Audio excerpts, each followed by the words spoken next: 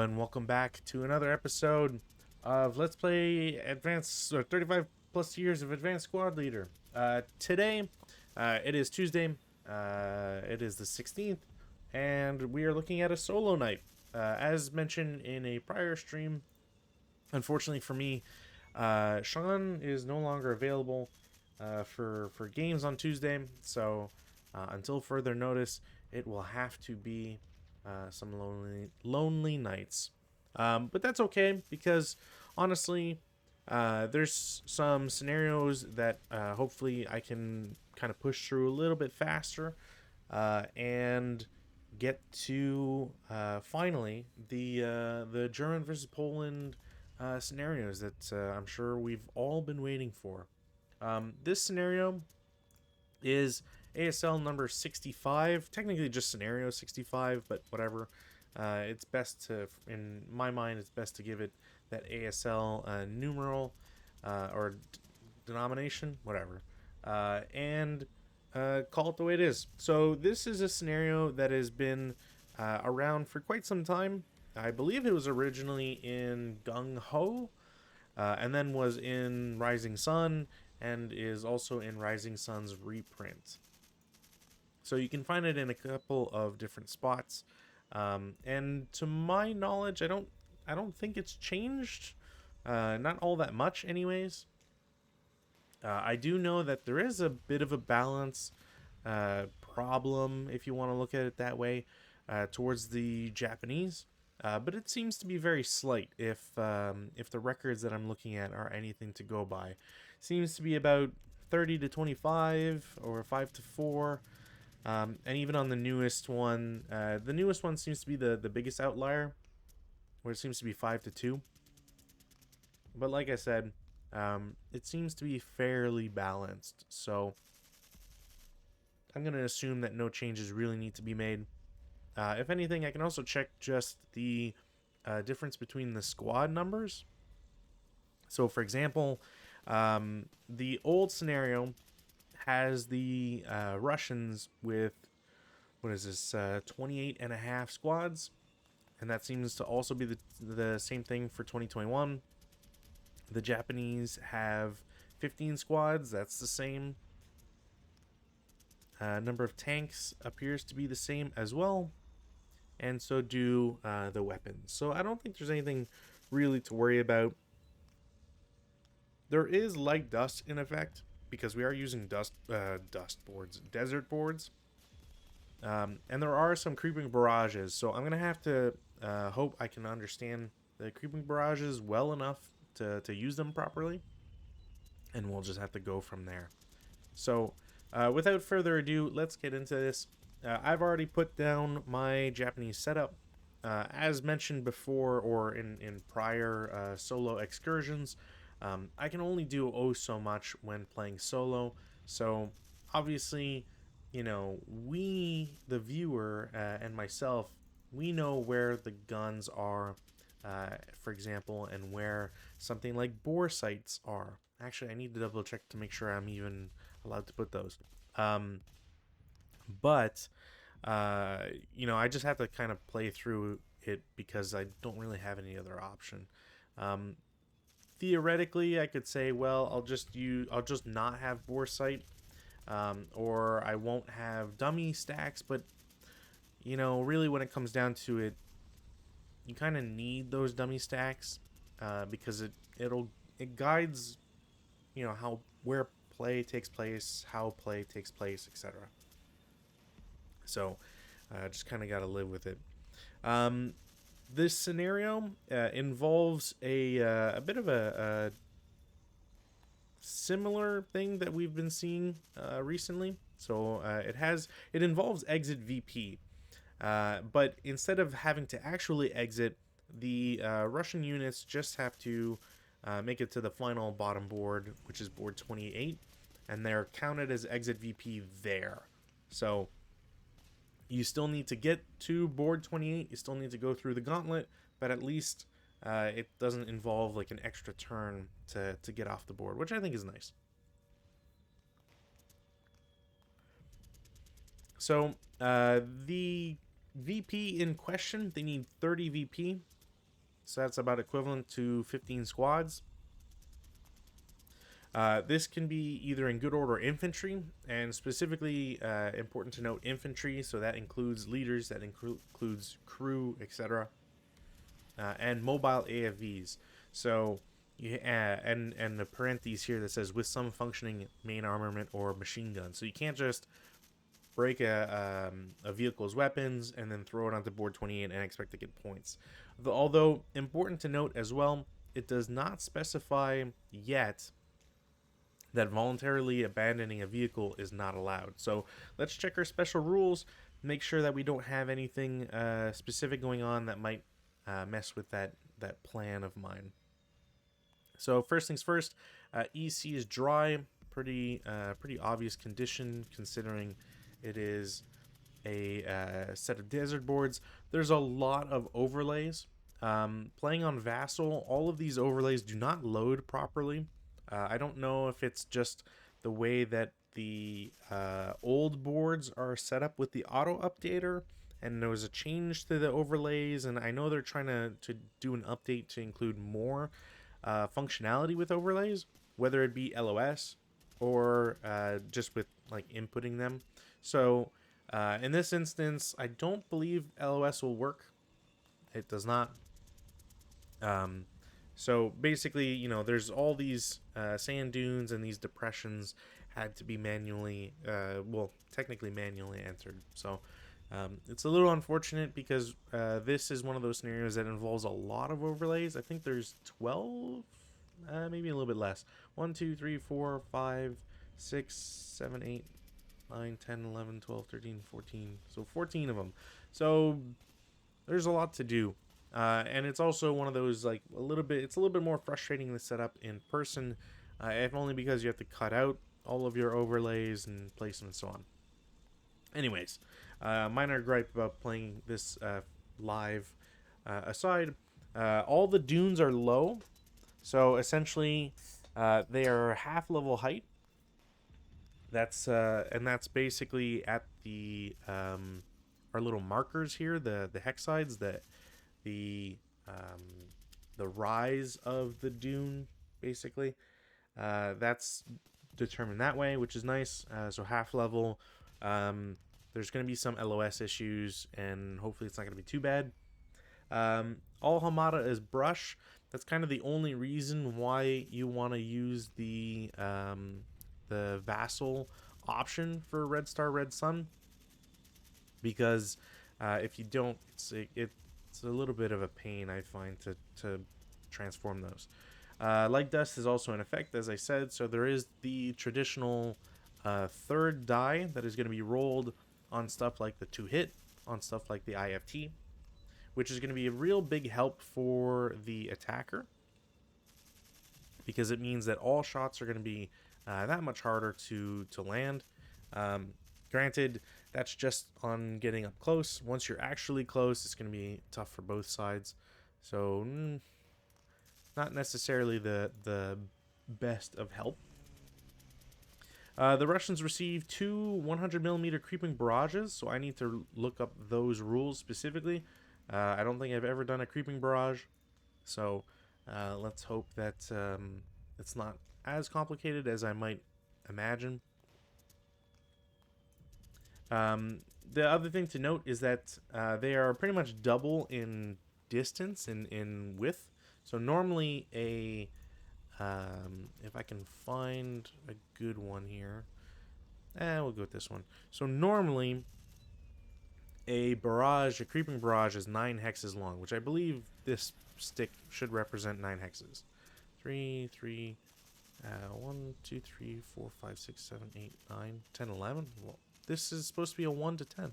Whatever. Anyways, supposed to be 9 hexes, which is all fine and dandy. The important change is that they make it a 17 hex creeping barrage. So you can see it's basically double the size. There's going to be a lot of hexes that will get affected by it. Another interesting thing about this scenario is that the sniper starts at 5, which is pretty high, but then starting on turn 2, by the end of turn 2, so technically game turn 3, they will be changed to a SAN of 2. Sorry, SAN of 3. It can't go less than 2. So a decrease in SAN can be pretty big, especially if those early shots aren't taken, so you don't get any effect out of the sniper. And the same applies for the Japanese. You know, you really want to take certain shots if you know that the SAN is high and likely to roll for you. On the flip side, the Japanese sniper is also 5, so hopefully, fingers crossed, there's going to be some active snipers, and we can have them maybe cause a little bit of chaos. ELR of 3 on both sides is pretty good. I mean, I think it helps the Japanese a little bit more because of they're all elites, so they're all 448s. But nonetheless, 3 is not something to ever really complain about. Next up, we have Japanese have Molotov capability, so they will be able to throw Molotovs, but unfortunately only against AFV.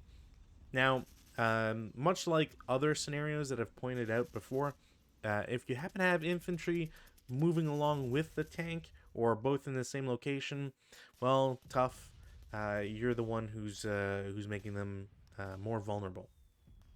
Lastly, the Japanese player receives air support in the form of 3 1939 fighter bombers. So when we look at a fighter bomber from 1939, they have 8 morale and a 100mm bomb.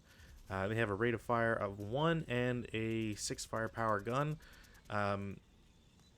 The special rule here is that they do not have a machine gun. So there's no way to take off the machine gun, but the idea is basically going to be that while you get 3 of them, you use them to drop their bombs, and then they go away. There's no reason to keep them around, and there's not going to be much of a reason to shoot at them as the Soviet player. But then again, we'll see. So let me get rid of the one line there. Another important thing to note is that the Soviets or the Russians are starting essentially with no support from the get-go, minus the creeping barrage and however that's going to work. But stuff like armored vehicles will be coming in afterwards. So they get a lot of infantry to start with, and I have to make the most out of their movement, and then go from there. So let's check up on creeping barrages, because I want to make sure that I get that correct. And then afterwards, well, I think there's just going to be a lot of walking and a lot of trying not to die. So, creeping barrage. A creeping barrage is a type of barrage that automatically corrects in each scenario, attacker, prep fire phase, and possibly defensive fire phase without using an observer or radio. So that's the important part. A creeping barrage may only be used by a scenario attacker. All barrage rules apply to a creeping barrage unless specified otherwise. So setting up. Prior to all setup in a scenario that grants a creeping barrage to the scenario attacker, that player secretly records one barrage-capable pre-registered hex, whose hex grain or alternate hex grain alignment must parallel the friendly board edge that the majority of his units will enter along turn 1. So basically what we're saying is, and I'm going to do this randomly because I didn't realize that it had to be prior to all setup. So I think 27 is kind of the likeliest board for any defenders to have set up. So I'm going to select randomly a chit, and I do that by doing the AGG button, chit generator. So I've got M. So I'm going to try and center this on M, which would be this hex. And then let's give a random number if I can get this to also work. 1. Alright, not necessarily what I wanted. So let's center it there. And then I have 2 creeping barrages. So let's get a second one generated. So I'm gonna take the same thing. We're gonna clone it, put it to the side for a sec, and we'll give it a different color. Maybe not yellow, something more visible. Red's fine, I guess. So AG, I got Z. Let's try to center this as best as we can on Z and make this have some sort of value. I think this is fine. And then our 1d10, 10. So basically where I've got it. Cool. I think it's fair giving it to be, having it be random. And so it has to be parallel to a friendly board edge. This is the only friendly board edge that the Soviets have. So it has to come basically top down. For intents and purposes, I believe that edge is the west edge. Let me see. Let me double check with the scenario card here. I don't think it's really going to matter, but yeah, it is the west edge. Cool. So if I get my nice little north, there we go. So it comes from the west and will progress towards the east or top down. So secretly record an aiming hex, which is any hex that lies both on an alternate hex grain of the pre-registered hex and the board edge opposite the above mentioned friendly board edge. This alternate hex grain from the pre-registered hex to the aiming hex inclusive is termed the creeping barrage hex grain. So basically, how am I gonna have to do this? It'll be like down, basically up, down, or I should probably say down, up, whatever. So you basically want to set up exactly which hexes are going to be hit, because obviously that's important for when the creeping barrage actually falls on stuff.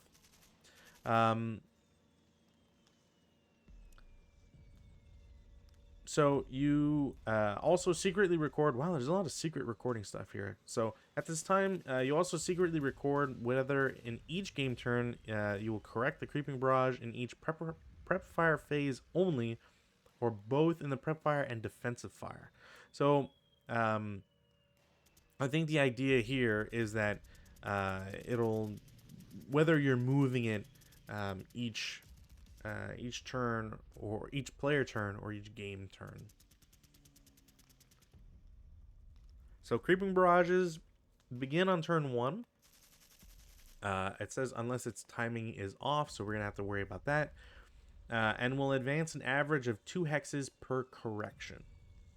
Lastly, you prepare battery access draw pile, including 1 extra black chit or card for pre-registered hex. So then there's a pretty lengthy example here. I'm not going to bother with it. We're just going to play this on the fly because, again, I am my enemy, so I'm not too worried about it. So both sides, after both sides set up, which, looking at the map, considering where I've got them placed, I think I'm going to do... I kind of want these guys as a base of fire, because they have the LMGs. Let's have some units go with them. I think this triple might be worthwhile. Ooh, you know what? Yeah, mortars on this side because they can take advantage of the height. So let's stack some of these mortars.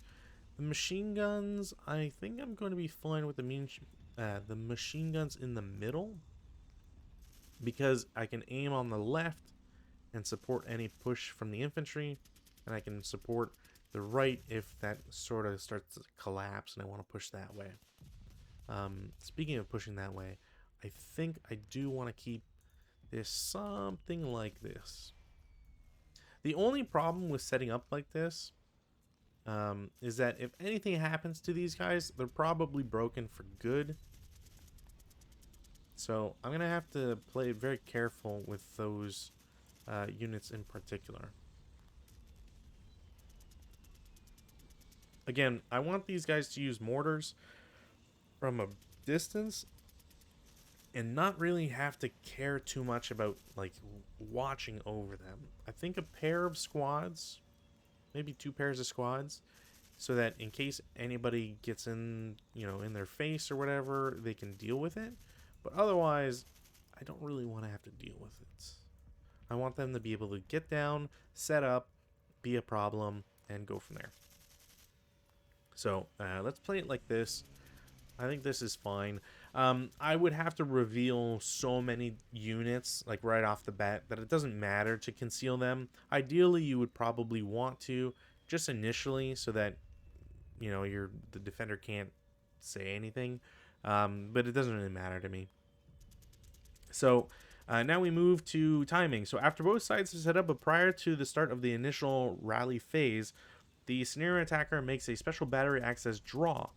So in our instance, I have to use the Russian numbers because it is a creeping barrage, which means it's going to be something like 5-2. So I'm just going to put 5-2 right away, and then open up a second thing and check this in the nationality page.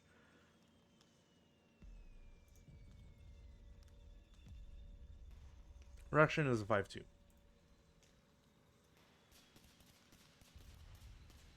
Now, presumably, because this is a creeping barrage, it doesn't say that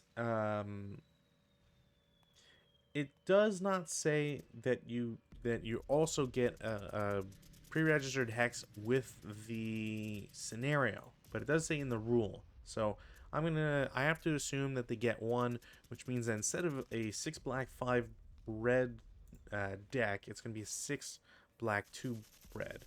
I don't think you can get more than one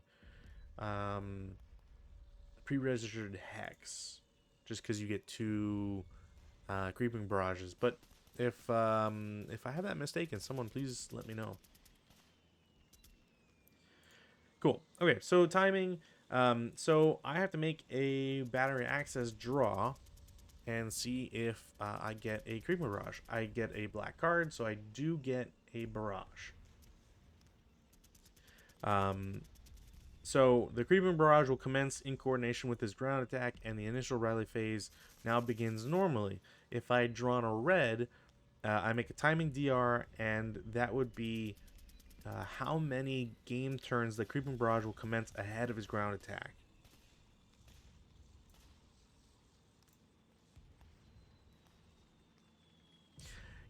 I guess that also, so I'm going to have to do a draw for the second one as well. The second one is red, so can I label this? Cool.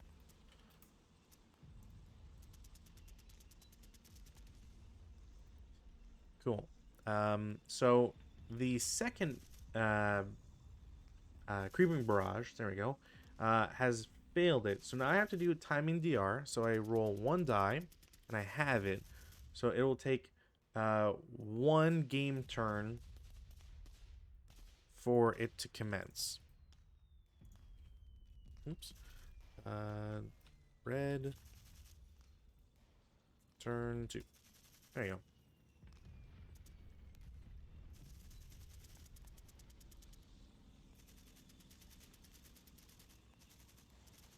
So each pregame turn...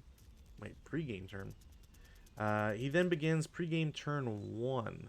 In each pregame turn consists only of the scenario attacker's friendly fire prep fire phase and friendly defensive fire phase, and only so that his creeping barrage can be corrected, resolved as per E12.73 and E12.731. The appearance of the creeping barrage's FFEC counter in a pregame defensive fire phase signifies the completion of one pregame turn, the number of which that must be completed is equal to the final timing DR. After the completion of all pregame turns, the red card chit that had been drawn is exchanged for a deliberately drawn black card /chit, and then the red card is shuffled back into the pile. The initial rally phase of the scenario then begins, with the creeping barrage's FFEC counter remaining in its present hex to be corrected and resolved in the attacker's prep fire phase. Okay. So, at the start of a friendly, even if pre-game prep fire phase, in which the scenario attacker has a creeping barrage available, he must, in lieu of rolling for radio contact, perform step 1 or step 2 below, after which he performs step 3. So if it's the prep fire phase, and his special battery access draw was black, or if it's the prep fire phase of a pre-game turn, he must place his creeping barrage AR counter in its pre-registered hex, and then directly place a FFE1 counter as per the normal steps of a an artillery attack.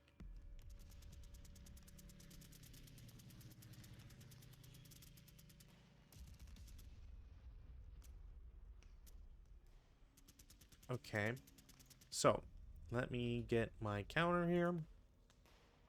So I go for the Axis, or the Allies, I should say. Let me do this, because it's the red one that does stuff. Oh, gotcha. Okay, so the timing is backwards. Gotcha. I was thinking it was further, so it'd be turn 2, but it's actually game turn -1.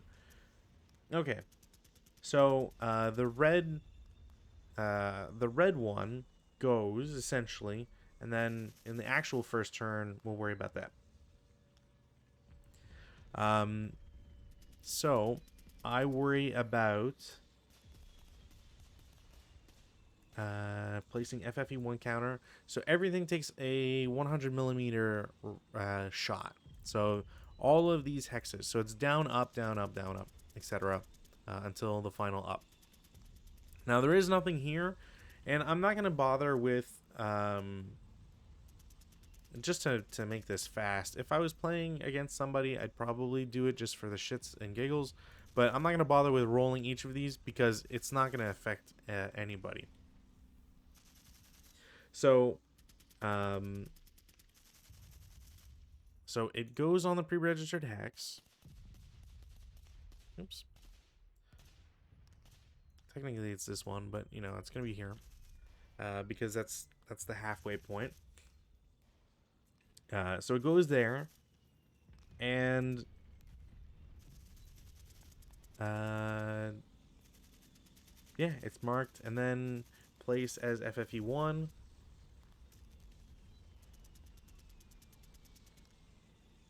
Right, and then after, okay, so once the FFE is in its final placement hex for that prep fire.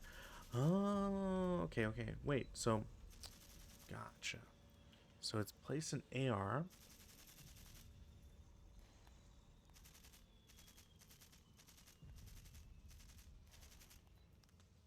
As per C1731. So C1731. C1731. After successfully placing the AR on a pre-registered, the player may dispense and instead immediately place. Oh, okay. So you're going to that step in the. Okay. Well, roll for accuracy. It is accurate. So it will. It shouldn't move whatsoever. So then it hits that hex grain. And then is so it becomes an FFE1 because it's automatically converted, and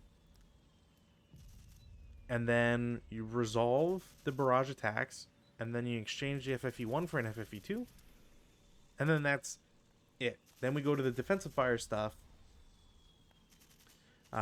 So then at the start of a pre-game defensive fire phase in which the scenario attacker is the defender. And has a creeping barrage FFE2 counter on board, he must perform one or both of the following actions in lieu of rolling for radio contact. If he had corrections, if he had recorded his corrections as FFE1, he must correct his FFE2 counter as per E1274. and or regardless of whether he recorded FFE1 or FFE1-2 for his corrections, and if the barrage did not lift in step 1, he resolves the barrage attacks and then flips FFE2 counter to FFEC. So I don't have to worry about adjustments because I got accuracy. Because otherwise you would have to do something about the aiming hex.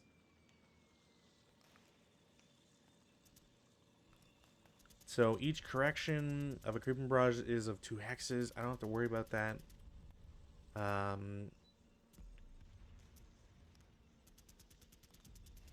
So a creeping barrage is 1 fire mission from the time its special battery access draw is made until that barrage ends. A creeping barrage ends at the beginning of the first friendly fire phase on which it can no longer be corrected within the creeping barrage hex grain, or at the beginning of the first friendly fire phase occurring after the creeping barrage has been used for the number of game turns its owner had recorded for it. Wait, you had to record a number of... Huh?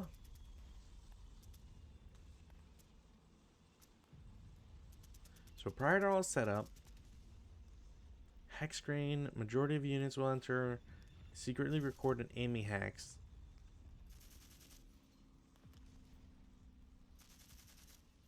Yeah, so basically I'm looking at, say, here and here. These aren't distances, these are just so I'm equal to where the middle would be. And it's the general path the creeping barrage the FFV counter will take to follow as it's periodically corrected.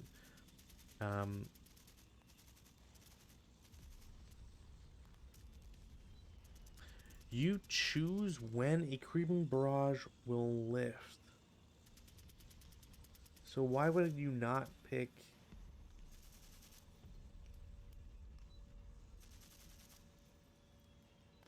Huh.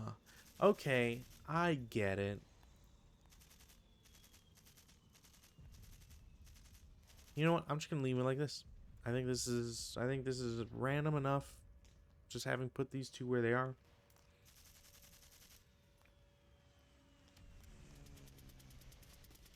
So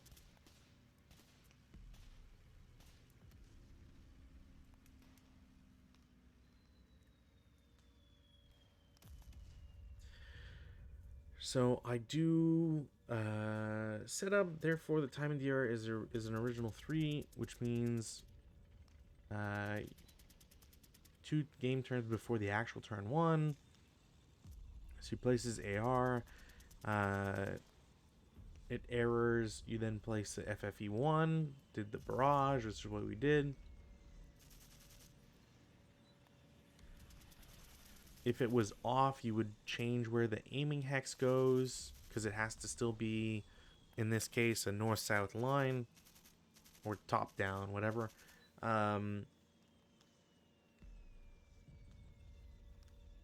Right. Okay, so you're just changing the coordinate. Makes sense. And then you attack all the hexes, and then you exchange it. And then in the defensive fire, in which you correct,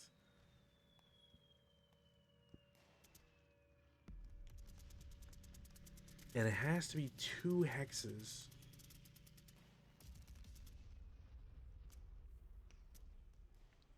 G6, so it has to go to I6. Okay, so you can't ever... Gotcha. Okay, so there's dead zones in between. Interesting.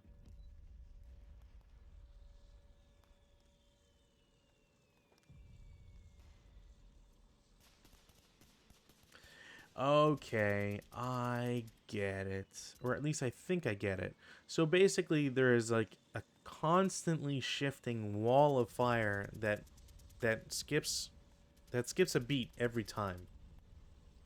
So in this case, like I said, it hits 1 and then goes down, up, down, up, down, up, down, etc. So after it hit, Now I have to correct it because I'm moving towards this spotting round, quote unquote. That's my aiming hex. So now I have to correct it, and it has to go 2 hexes. So in essence, it goes to K9. So this goes to, once I can grab it, K9. So now I'm hitting all the 9 hexes. So anybody that's in a 9 hex. So example P9, M9, so on. So,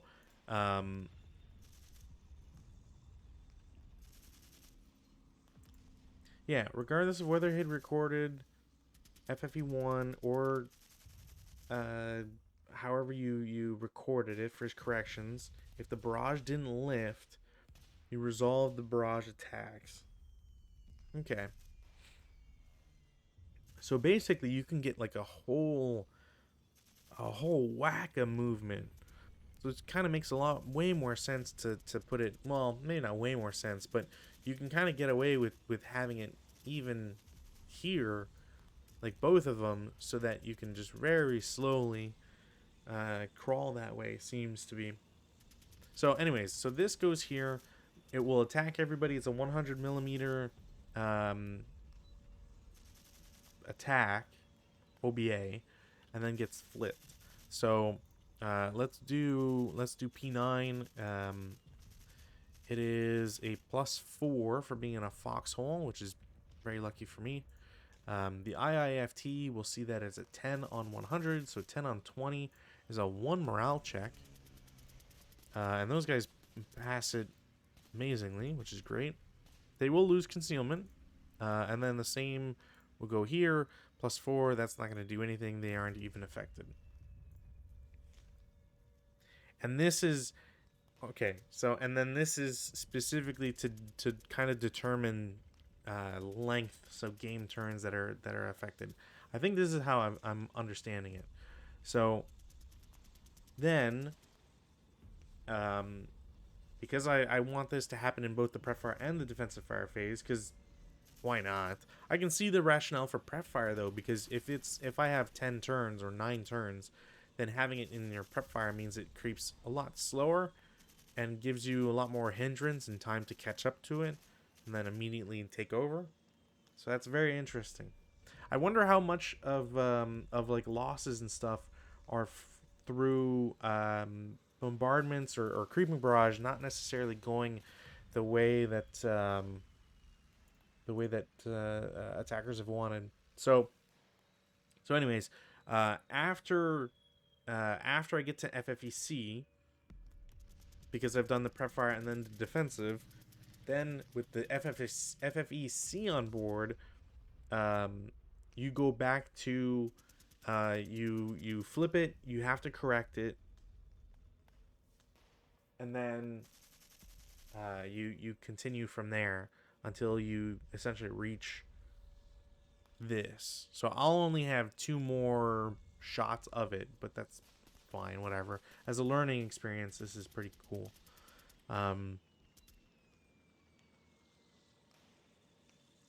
Yeah, must place, pre-register, and then directly place, yada yada.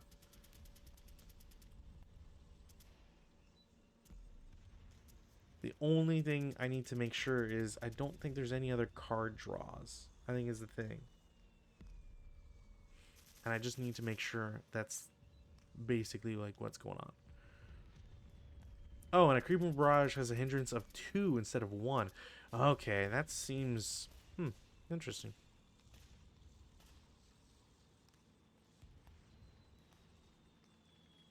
Interesting. All right, well, so that's that one. We're gonna go to actual turn 1. Weather, no change, which probably kind of obvious that nothing would change there. So no change there, which is great. And we will have a rally phase that also won't see anything happen because, well, of course. And we can go to prep fire phase where the other creeping barrage will activate. So that one was on time. I need to do an accuracy die check. It is not accurate, which means I have to do the process for it not being accurate. Which means that the extent of error DR is halved. So I got distance and or direction and distance. So it's 2-2, which means it will go yonder twice. So if this was 10 instead of 1, this will go so 0 and then 1. I need this. There we go. That looks right. Oops. Which also means that I need to copy this and put this here. And this needs to be corrected in line with it.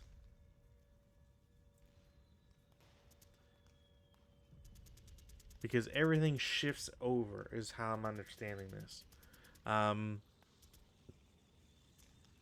Although, you know what? Sorry. It should be... it should just be 1. Because it was halved. I really don't think I'm helping myself here. I think this... I'm just going to do it...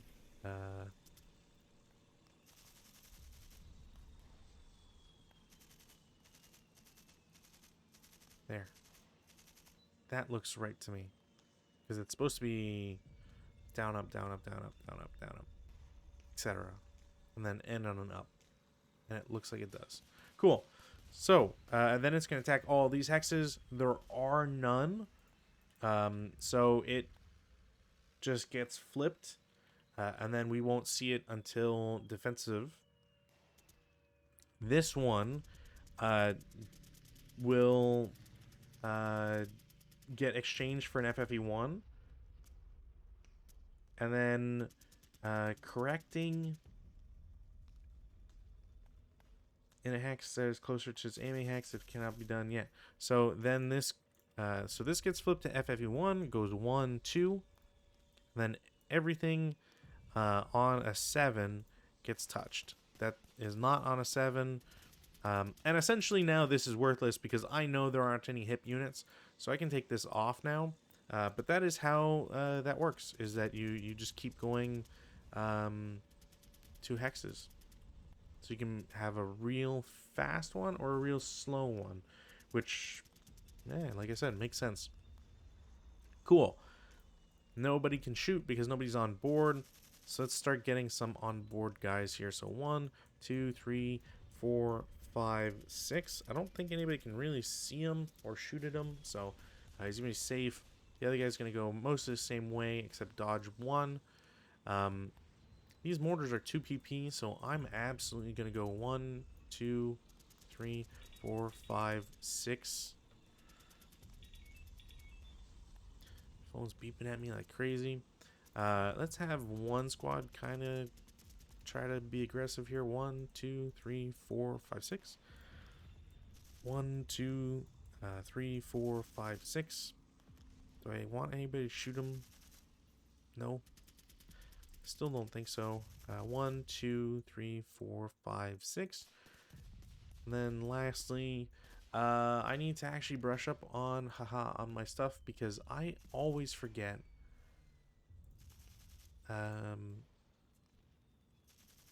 That is not Hamada because Hamada was changed, which means that is scrub, and infantry only pay 1. All right, so 1, 2, 3, 4, 5, 6.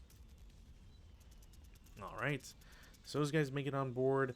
Now it's kind of the tougher stuff. Although actually, I say tougher, but it's not really the case because everybody,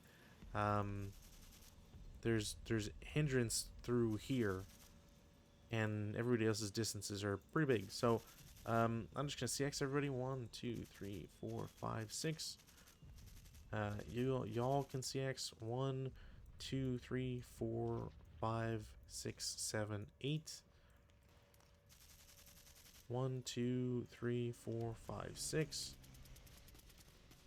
1, 2, 3, 4, 5, 6. Had I known, I would have had more incentive to put maybe a second leader on this side or clump units, maybe a little bit more, but also not the end of the world. 1, 2, 3, 4, 5, 6. Neither of these will CX. And they've lost. They will lose one movement point. So 1, 2, 3, 4, 5. 1, 2, 3, 4, 5. I think that is fine. And again, because of the hindrances with the creeping barrage, I don't really care to shoot right now. So 1, 2, 3, 4, 5, 6. 1, 2, 3, 4, 5, 6. 1, 2, 3, 4, 5, 6. I think you can also see why it would be useful to have a creeping barrage that acts every prep fire and defensive, because in this case, I'm gonna absolutely want this to move again, but having it move now, like having it move in the defensive, and then again in prep fire means not only does it get to the 9 hex row, which I don't, there's maybe this guy, and I don't think anybody else is affected. But the 7 hex row has. Do I really only have one? Oh, also a 1 because I shifted up 1, or else I would have had these 3 guys, which I also didn't really think about. Well, this guy not targeted, but anyways, point is you can see just how the movement of the creeping barrage can be pretty influential in how all things go. That's it for movement. Do I have any defensive fire to shoot? I don't think I do, to be honest.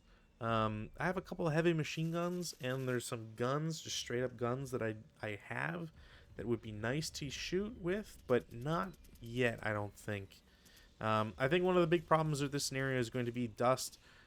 Really ends up being a ball breaker when you consider just like where you can and cannot go with it. So everybody's going to advance 1. I think that's the smartest way to do it. These guys will split, however, just so that I don't have like a lucky hit blow everybody up. Yeah, this guy needs to kind of split that way. He's fine stacked. But this I'm going to split. I think this makes the most sense. I also have to keep an eye on air support, although air support should only show up on a turn if I roll under the game turn, so I won't see him for a while, to be honest. It's possible I'll see him early, but I really don't think it'll be the case. I also don't have an excuse to hold off on the air support, in the sense that once I get them, I really need to just use them, bomb whatever target of opportunity is best, and then deal with it that way. So, Japanese turn 1, there's no weather event that happens, which pretty standard. I do have a nice shot I can take with that guy. For whatever reason, I forgot to put a unit under there. Really? Huh. I could have sworn I had put. Whatever. All right. It just gives me a place to run to, really. It's speaking of. So rally phase, I got no actions I want to do. The same will pretty much apply for the Russians here, because there's no real targets. There is still all this hindrance, so it's not really worthwhile taking shots. However, I do like the idea of getting into some of these foxholes. So in the movement phase, I will lose concealment, and I will have this squad will move out. These guys are CX'd. I will take a shot with the leader and squadron EE3, because why not? I do need to check my window. It is a 7. It is down. No, that does reach into that hex. 1, 2, 3, 4, 5, 6, 7, 8, 9, 10, 11, 12, 13, 14, 15, 16, 17. Oh, it does reach into this hex. So I didn't realize there's an extra +2, which means it's a 9 on 4, which ain't gonna do anything. Otherwise, it would have been a pin. So this guy was here for 1, 2. They're first fired 3, and then I can't go in there because there's brush, but I will be able to advance. That's fine. In a similar vein, I'm going to have this guy go across, so that'll be 1, 2, 3, 4. Pretty sure that should be 4. Let's double check for... I think that's sand. Is that just sand? Okay, so I can't do this, which means I have to CX, and then do... Dune Crest is 2, then 4, 5, 6. I think is how I have to do that. Also important is that because this is sand, which I know it doesn't look like it, but that, you know, it's weird. Because this is sand, there's a lot of ways that the Russian tanks can't approach. I think that's pretty important to note. So this guy gets there, which is good. I don't have any, like, this foxhole's unoccupied, but if I run towards it, I'm going into this, which I don't want to take. I think I'm just going to worry about this guy shifting over in the advanced phase. Actually, he's not going to get hit, but whatever. It's pretty much all I wanted to do in movement phase. So defensive fire phase, we will have this action itself. So as mentioned, the creeping barrage, it now corrects 2 hexes, so it goes to W9, and it hits all the 9 hexes. So there is nobody in a 9 hex because this guy moved away, so he won't get hit. So nothing happens. I'm not gonna roll for it. It flips to FFEC, and then we go back to the start. Yep. If special blah, I don't have to do. Yeah, I don't have to do anything. That's pretty nice.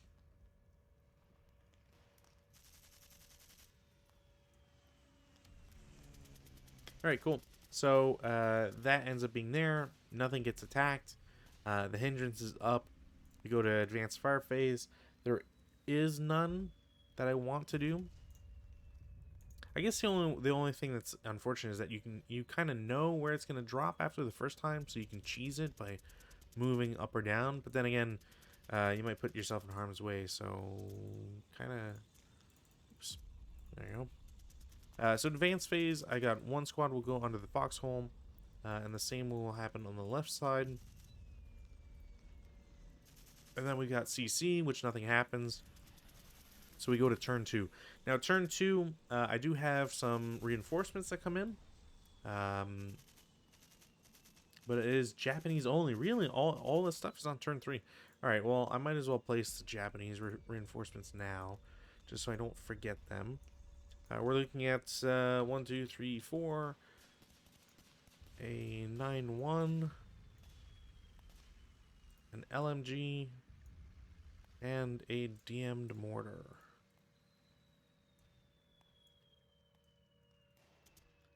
We can split this like so. Don't really care about that other thing. How do I want this organized? I have enough units on this side. I do want to worry about that side. So how about I do... Y'all can go there, and then these guys can go here. I think this is fine. This looks fine. Okay. So that's those guys. On turn, on... Oh, I have to be on our adjacent... Alright, you guys go there. Fine, game. Alright, cool. So, rally phase.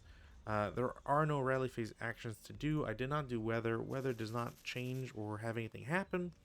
This is game turn 2. Oh, end of game turn 2. Right, game turn 3. I gotta remember that. It's turn 3 that it goes away. So game turn 2, rally phase, nothing. Prep fire. Oh, you know what? I forgot to change all these, and I would have. I only have one guy that can really do anything with that, and I think I'm gonna wait. I think these guys are in the same vein. I'm gonna hold off on them shooting for this turn only because I want this creeping barrage to move down, and then I can blast them while the hindrances are affecting the guys behind. So I'm gonna go straight to movement phase because I have these half squads I need to move and have them get going. So they will do this, for example.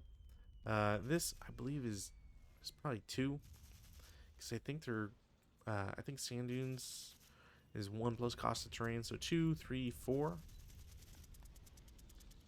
1, 2, 3, 4.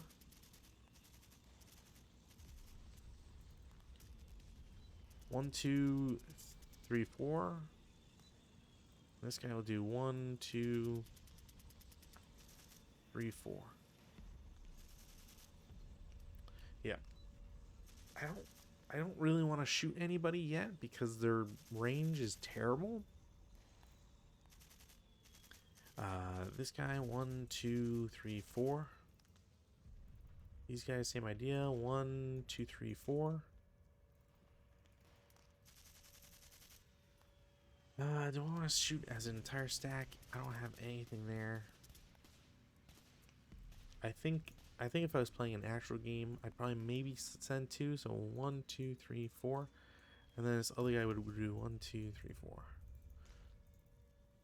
Oops. 2, 3, 4. 1, 2, 3, 4. Now this guy wouldn't be affected at all, so I will do a 4 down 2. It's a 7.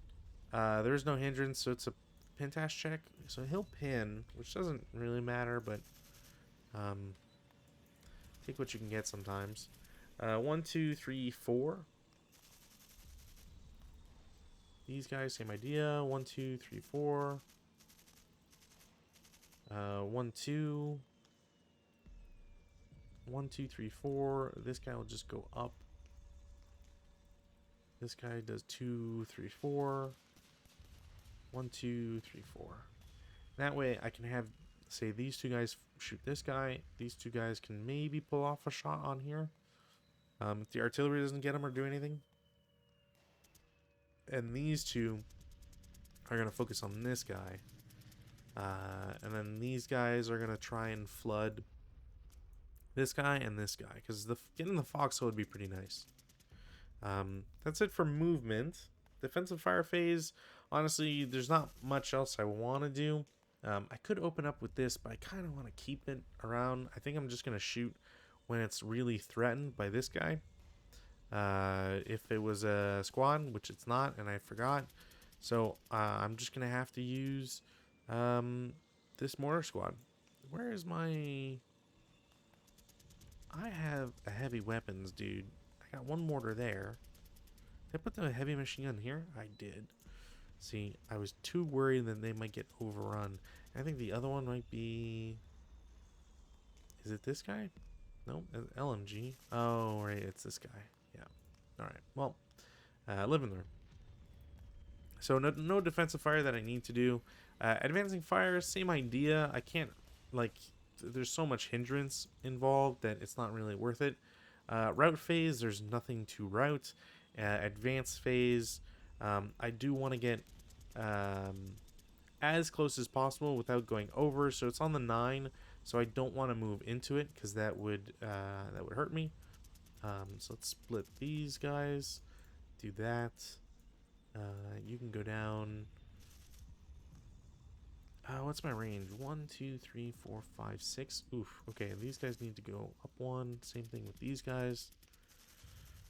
I might as well do the same here because I don't think I'm going to get any sort of defensive advantage.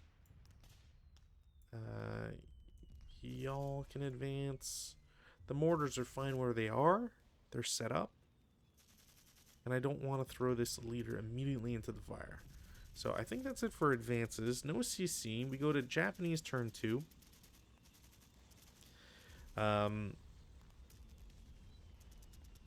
Yeah, I should have... Did I do everything right? Because this shifted and then attacked. And that was the prep fire, and then defensive it moved. Yeah, okay. I think I have that correct. Wait.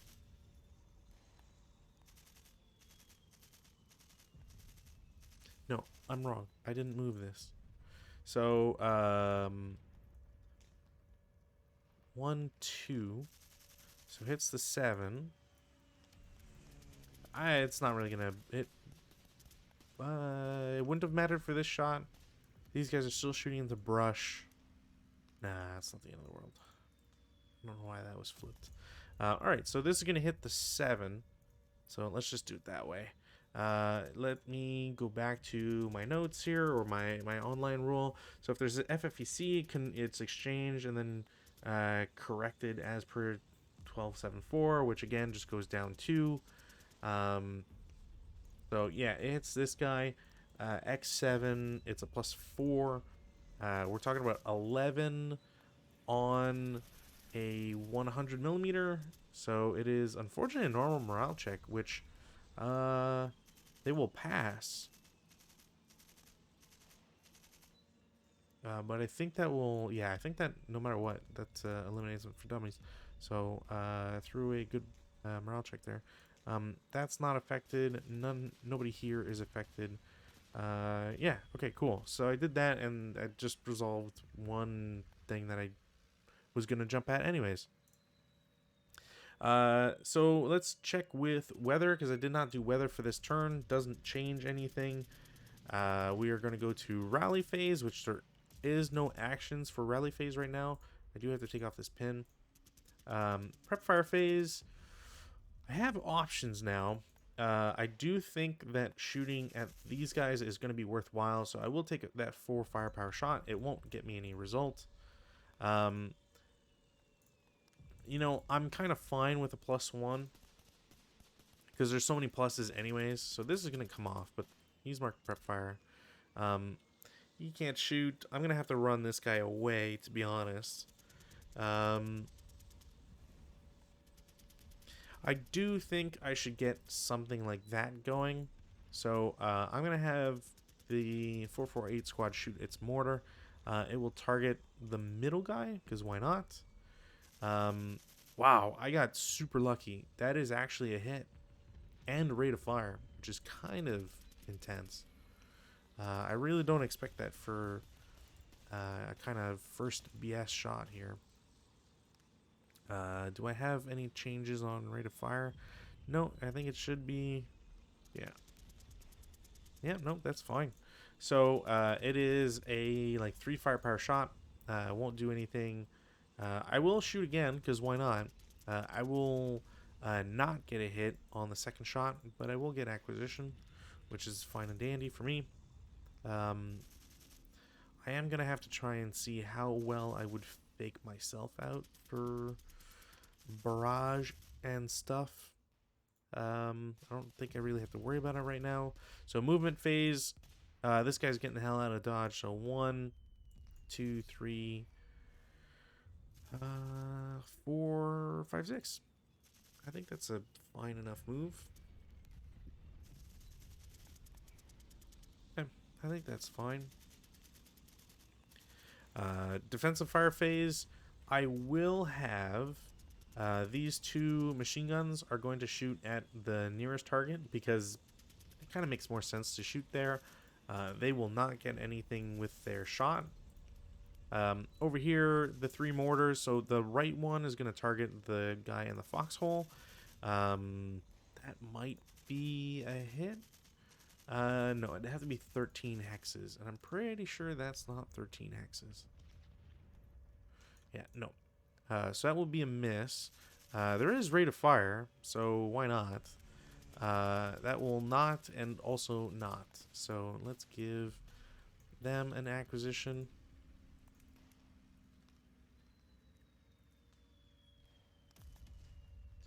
So they have an acquisition. This mortar is going to shoot at this guy. That is a hit, surprisingly. Won't be anything out of it, but is still impressive. A lot of mortars are getting all their hits in. Second shot won't be a hit, won't be a rate either. I at least know that they're shooting at BS, but, you know, still worthwhile shot. This mortar will, you know what, I'm going to shoot at this foxhole. I think that's the right thing to do. I don't get a hit, but I do get rate, and I won't get a second one.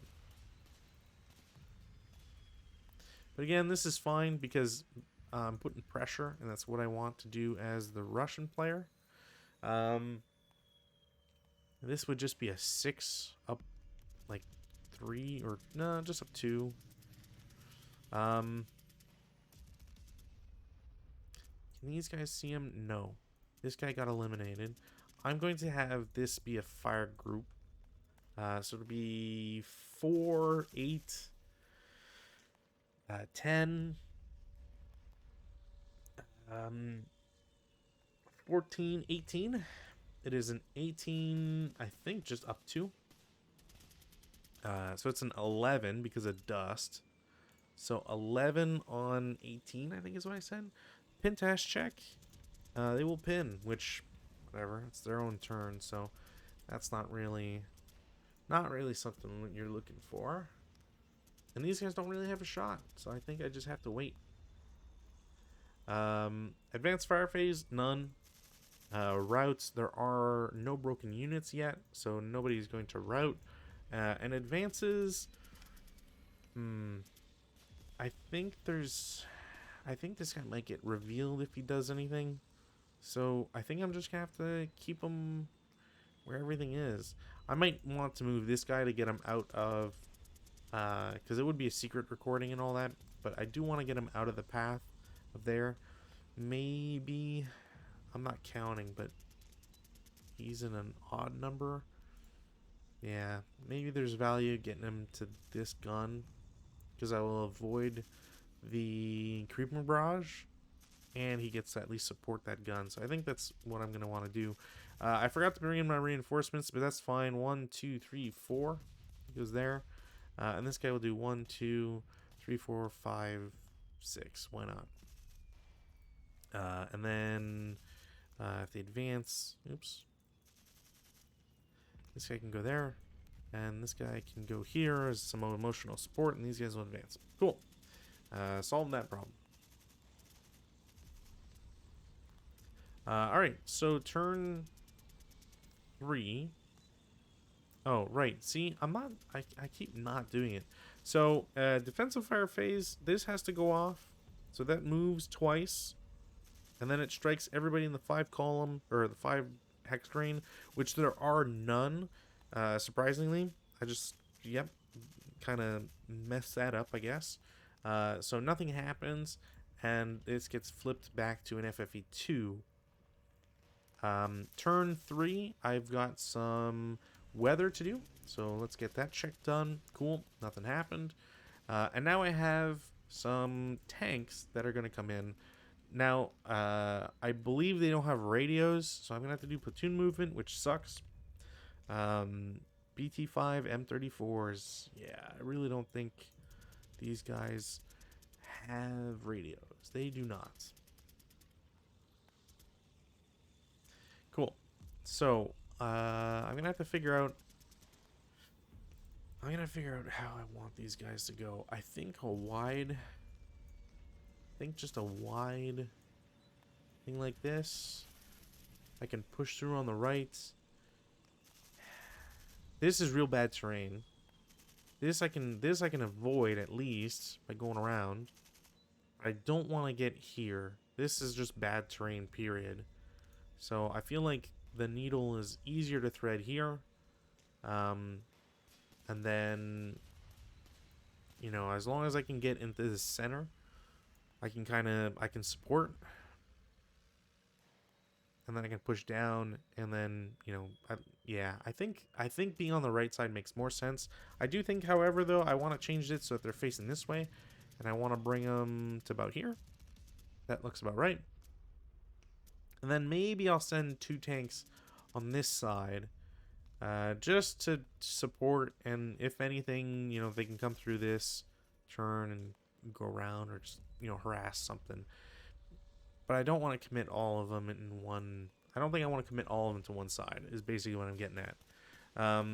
So that's the reinforcements. Again, there's no rally phase stuff to do. Nobody's broken yet. Nobody's died or anything. I gotta take my pins off. And now it's prep fire. So in the prep fire phase, all the mortars are going to make their same shots. So D3 is going to shoot first. My sniper, I have to take my sniper off. So the new allied sniper is 3. And I can go here and degrease him. So the new sniper is 3. I did potentially trigger a sniper, and I rolled a 6. A 6 will hit. So let's roll the IFT first. That is on 3, which is enough for a pin task check against this guy. He passes. There is a rate of fire, excuse me. And that probably should have been flipped anyways. Sniper does not activate. I will take a second shot. I will not get rate. I will not hit, unfortunately. So that is it for that mortar. Second mortar is going to shoot at the guy on the dune. It won't be a hit, no rate. That's unfortunate. And then the third mortar shooting at the other one. That will be a hit because of acquisition. Oof. A 2 on 3 is a K2. And it's a good thing those guys were fake. So that's eliminated. I do have rate of fire, so I'm gonna change it to the other mortar. That will also be a hit. Wow, really? 333. IFT won't do anything. I had rate. I will shoot a second time. I will hit a second time. 7, still nothing. It is a conditional task check. Not bad. Conditional task check, they're fine. A third shot, third hit, and a 6 is another pin task check, which they're fine. Okay. Bit unfortunate that the mortars didn't get to pin anybody, but honestly, eliminating this and proving that it's fake is real good. Is anybody else? Oh, machine guns definitely want to shoot at the nearest guy. That is a 9 on 4 is not going to do anything. That's really unfortunate. I'm going to want these guys to move. So they are absolutely going to shoot. So it's just going to be these 2 LMGs. It's still 8 firepower up 2. It'll be a 9, which is a pin task check, which they pass, and still no sniper. I'm starting to already forget, or not sure if I did this. I don't think I did. So because it's a prep fire phase, this goes down 2. And then there's only 1 target for that to affect. Now, I assume something that I haven't been doing is I'm pretty sure that the light dust won't affect Creeping Barrage. I don't see why it would. So we're looking at a 10 on 20, which is a 1 check. That is real unfortunate. And that will stripe them. Which I'm glad that they're Japanese and that they only stripe, because that could have been a real big problem. Yeah, so this guy's going to have to dodge, essentially, which is unfortunate. I did not plan that as well as I would have hoped. Okay, now, other than that, prep fire, I think that's it for prep fire. I can't imagine wanting to do anything else. I really need to get some movement down and get into the bottom here and fight for there and push up. So this guy is going to declare CX. 1, 2, 3, 4, I think I have to take this shot. Yeah, it's an 8 on 4. Not going to do anything.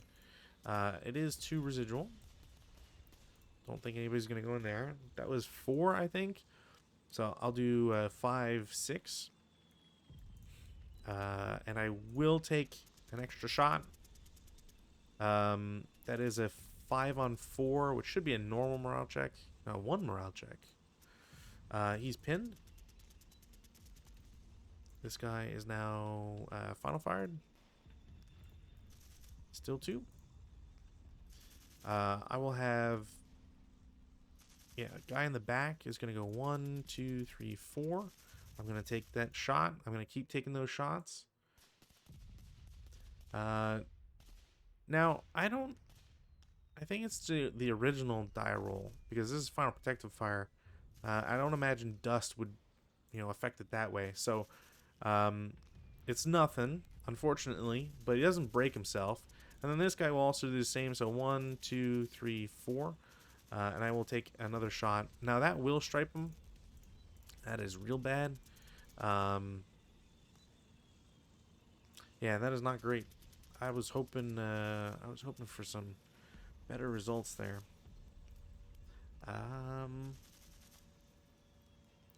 Yeah, that side looks good. I think I'm going to move these tanks on board. So 1, 2. Actually, I need to double check if it's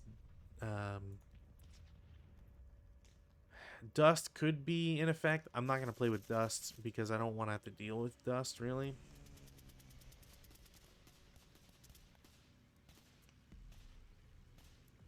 No, attract is just 1. Cool. So 2, 3, 4, 5, 6, 7, 8, 10. Because I think brush is 2. 11, 12, 13, 14.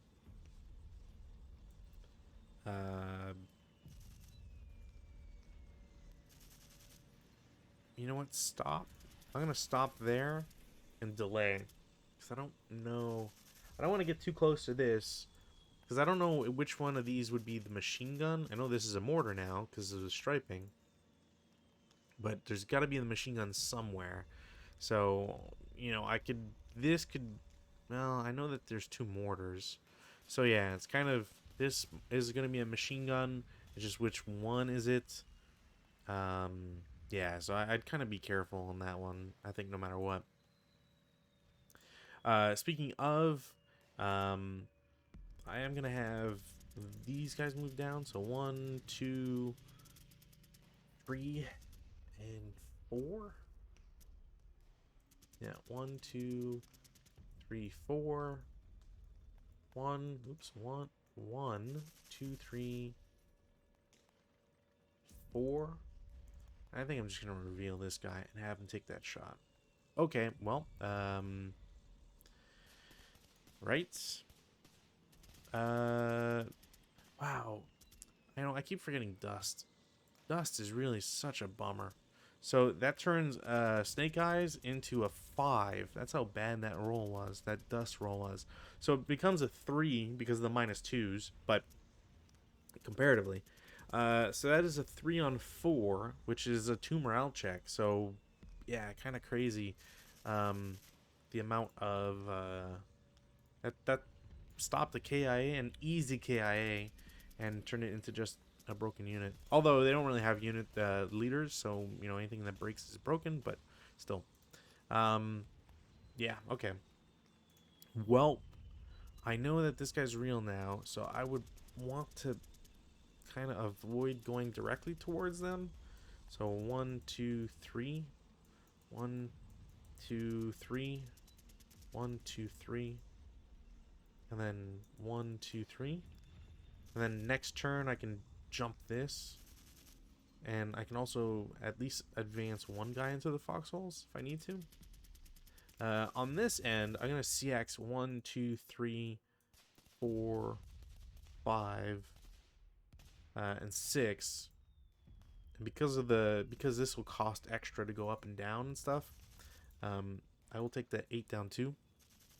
Got 1 morale check only from that. He will pin. That's disturbing. Alright, well, 1, 2, 3, 4.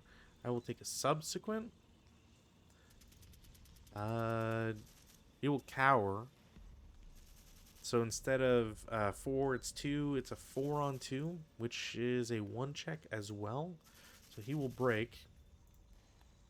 Still no ELRs at all, which is interesting. Yeah, this guy's pinned.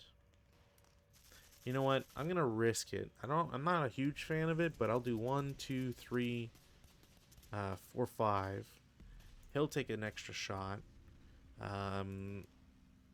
It'll be a 5 on 4. You know, I never really thought about it, but if you cower and you're final, you can still final protective fire at full. You're not actually like permanently at a lesser one, which is funny. So it's 5 on 4, which is a 1 morale check. And things are not going well on this side. Which I guess ultimately is going to mean that I'm going to want this squad to go down here. So 1, 2, 3, 4. This leader is just going to go into D9. Or DD9, I should say. And then... yeah, 2, 3, 4. And then 1, 2, 3, 4. Because the LMGs will go up and try to blast them. I think that's the only way for me to really interact with that. And then these tanks need to come on board. So 1, 2, 3, 4. Oops, 4, 6, 7, 8, 10. And then I don't know if I would necessarily make these moves. I would not want to get adjacent because adjacent to sand dune, I believe, is still sand. So bog chance and all that. So I would probably chance. I wouldn't necessarily care about throwing a tank into here. Yeah. And I haven't moved this guy yet, so this guy can go out up and after him. So anyways, the gun will shoot. It's a +2 down 2. Yeah, I don't get anything. It's so not only so it reveals itself. It's first fired, gets nothing out of it. It is a bore site location and it is spending 2, so I will intensify immediately, and I will get it. Thankfully, I don't get rate of fire. And a, what is that, a 37L? That's probably, I probably don't even kill it, which is disgusting to think about. Vehicle to kill 37L is a 9. I don't have any range benefits whatsoever. Yeah, no, I'm off by like 3. That's gross. Those terrible rolls. So 1, 2, 3. So that was 10, I think is what I said. 11, 12, 13, 14, 15, 16, 17, 18, 19, 20, 21, and then 22 just stop. And then this guy's turret will be that way. And you can be that way. And then this guy will do 1, 2, 3, 4. And like, I'll do final protective. Oh my god. Okay, well, really? 2 on 2. What's a 2 on 2? K1. Ridiculous. Of all the people to crap out such a move, I was not expecting it to be the crew of a final protective firing gun to do that. That's super unfortunate. I mean, thankfully the tank is there, so it's not like I can't do anything with it, but that sucks. Alright. Defensive fire phase. Welp, a lot of people have shot, and yeah. All right, first things first. Uh, this guy is going to reveal himself, and I'm going to shoot the double stack here in Z6. So it's a 6, should just be flat, really. It is modified because of dust, so it's a 6 on 6. It could have been way better, but it's a 1 morale check. So break and break, nice. I cannot complain. Sniper doesn't activate, so all the better. He's marked as finaled. I do want this mortar to start doing stuff. So, oh, but I do have a plus like 3 because I'm in smoke. So I guess I'll just have to wait till next turn. Mortar is going to shoot. Yeah, mortar is going to shoot. I will get a hit. I won't have rate. And it's a 8 on 3, which isn't anything. Not even a pin test check. Unfortunate. These guys I might have to just run back, to be honest. I don't really want to run them forward. That's for sure. So maybe I do have to run them back. I will also assemble this mortar while I have the time. And I think that's it. That is my 10-1. Maybe I'm going to, you know what? I'm going to hightail this 9-1 over there. I think is the plan here. Yep. All right, advanced fire phase. Well, I might as well try this guy because he's got nothing else to do. I don't think that'll be a hit because there's a +2 to it. It's not really feasible to shoot those guys. I will shoot here though because I can get a an encirclement. So that's a 2 firepower, up 3. Great roll, but unfortunately the dust and all that is gonna take that out of a possible good roll there. And these guys will do a fire group, so it's 8 up 2. Won't do anything, but they are encircled now. Not that that's really gonna matter, but you know, encirclement can't really complain about encirclement, to be honest. I just wish I knew where I kept my encirclement. Ah, there we go. There. So their morale is lowered now. Newly half squatted 1 firepower. 5 on 1 is a pin test check. They're fine. Didn't trigger sand, so that's good. Arkham is fired. I don't really have anything I can do. All the tanks are stopped. So I'm just gonna wait till next turn to really let them start letting loose here, I think. And then once the infantry have, like, once I've suppressed or potentially suppressed people, I can have the infantry start going again. So routes. Now this is the more important thing and kind of annoying. So routes is, I still don't have a real great grasp of it in desert, specifically because it's desert. So as far as I understand, if you're within 6 hexes, you're forced to route. Or is it that you're not affected by units outside of 6 hexes? Maybe that's what it is. Because this guy is in a bit of a pickle. He might have to route, but he'll get interdicted. So let's double check our actions here and make sure I have this correct. So, routing. In a non-night scenario which uses desert only that are not broken or steppe terrain, a unit can be eliminated for failure to route only if the enemy's units forcing it to route is within 6 hexes. So, it is within 6 hexes of 2 units, and it's an open ground, so it has to route.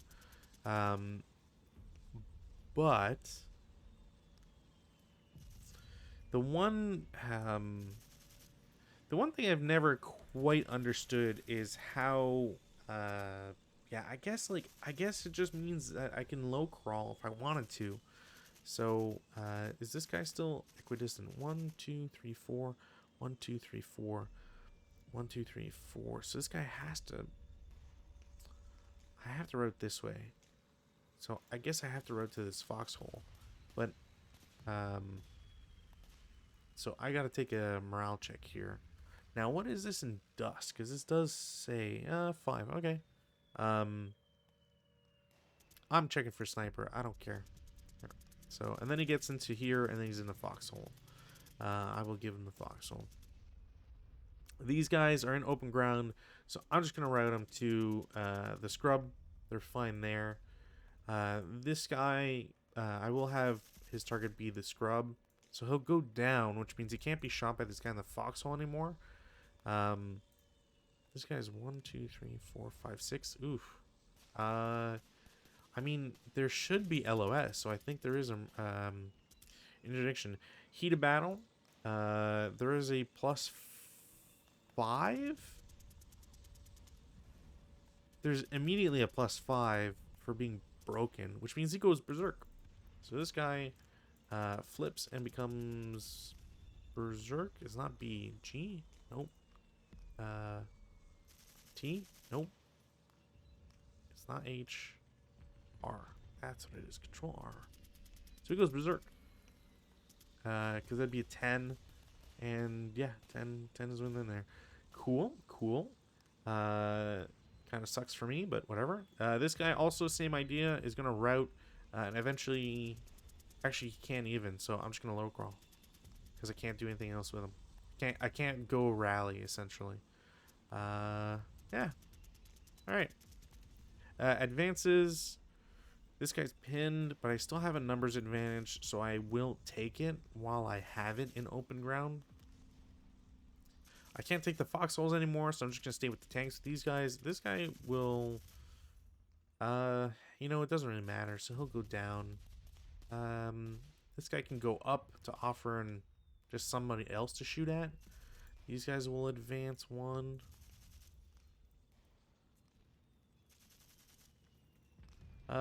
Yeah, it doesn't really matter. I'd rather they be split targets. I will advance these guys. Why not? I can advance this mortar because I don't think I need that anymore. This guy's still got a target. This guy also has a target. So yeah, only this guy's gonna move. That's it. Because everybody else is pretty much stuck. CC phase. I only have 1 CC. There is no ambush for it. It is an 8-3, so it's a 2-1 for the Russians. They don't have a modifier whatsoever, which they will succeed at a 2-1. It's a straight kill. I mean, I wouldn't want to do a 1 to 4 because that's just too crazy. So I think a 1 to 2 against one of the squads is like the only thing I can really go for, which I will be unsuccessful in doing, which sucks. I will have one guy take... Actually, you know what? I'm not going to take the foxhole because that is movement points I have to get out of. So, no. And that's it for CC, I believe. So, turn 3, weather, no change. I am going to roll to see if I get my air support. I just have to remember if it's 1 die roll or not.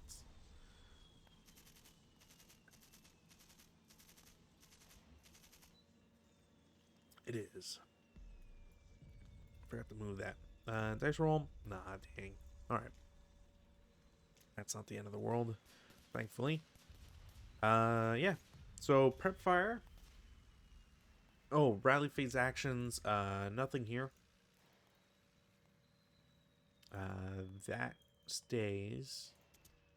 I'm pretty sure that's it. Yeah, this DM will also come off. There.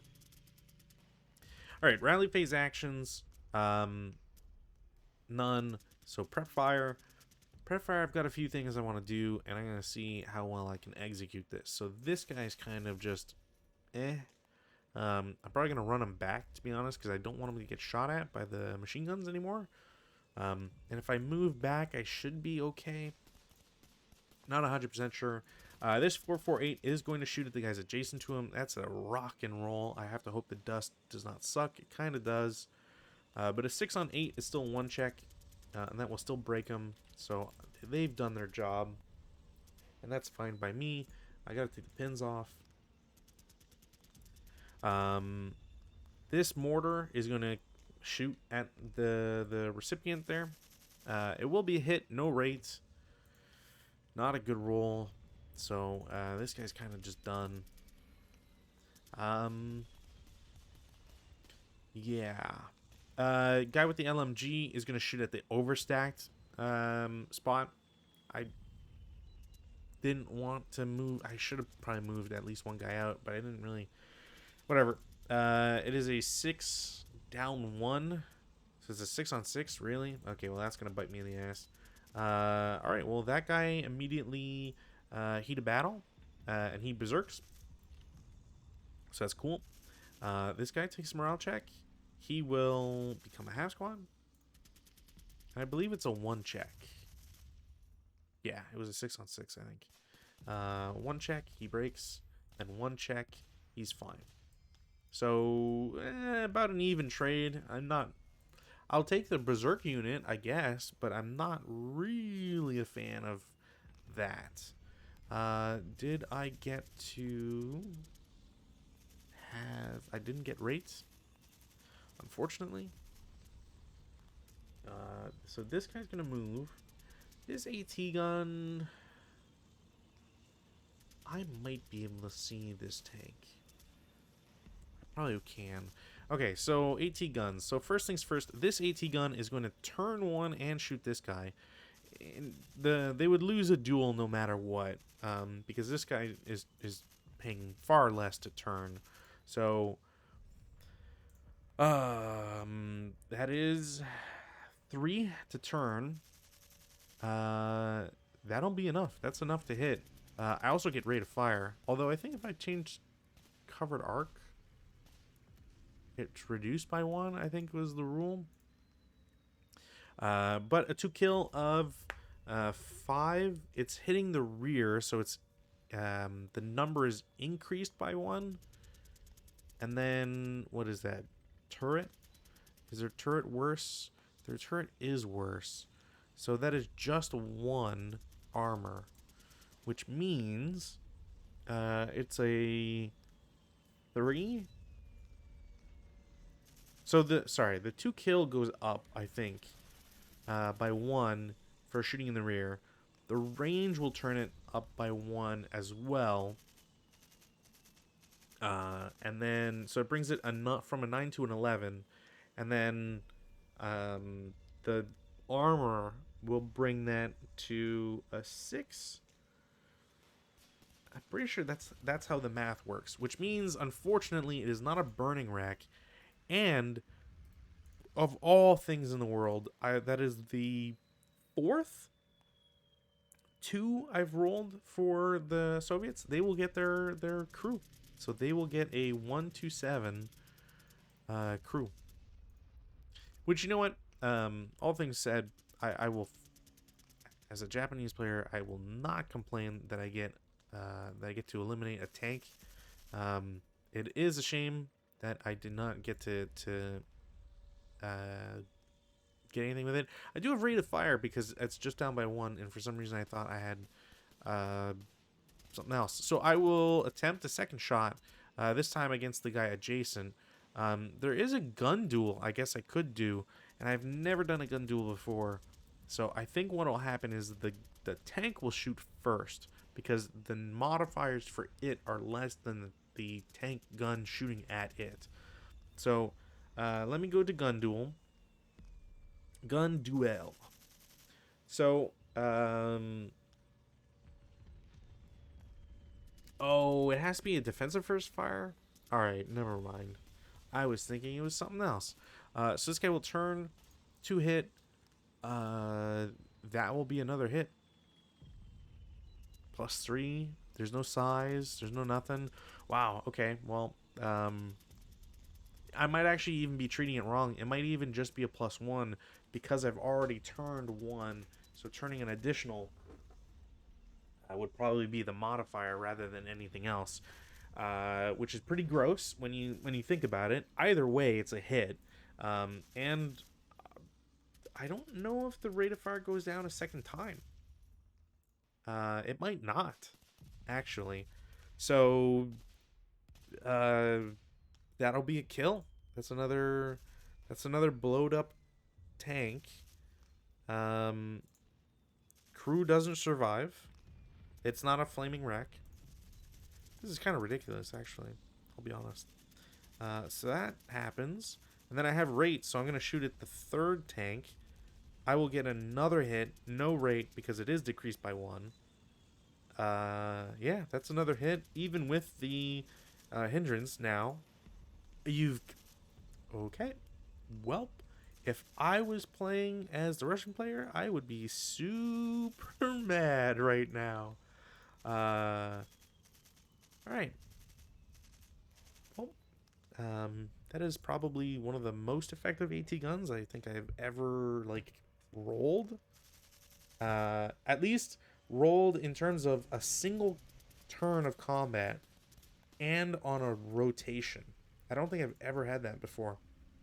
Now, that AT gun is absolutely dead because, well, you know, half squad next to it, 3 squads nearby, and 3 mortars that are stirring it down, with one that's probably going to start targeting him.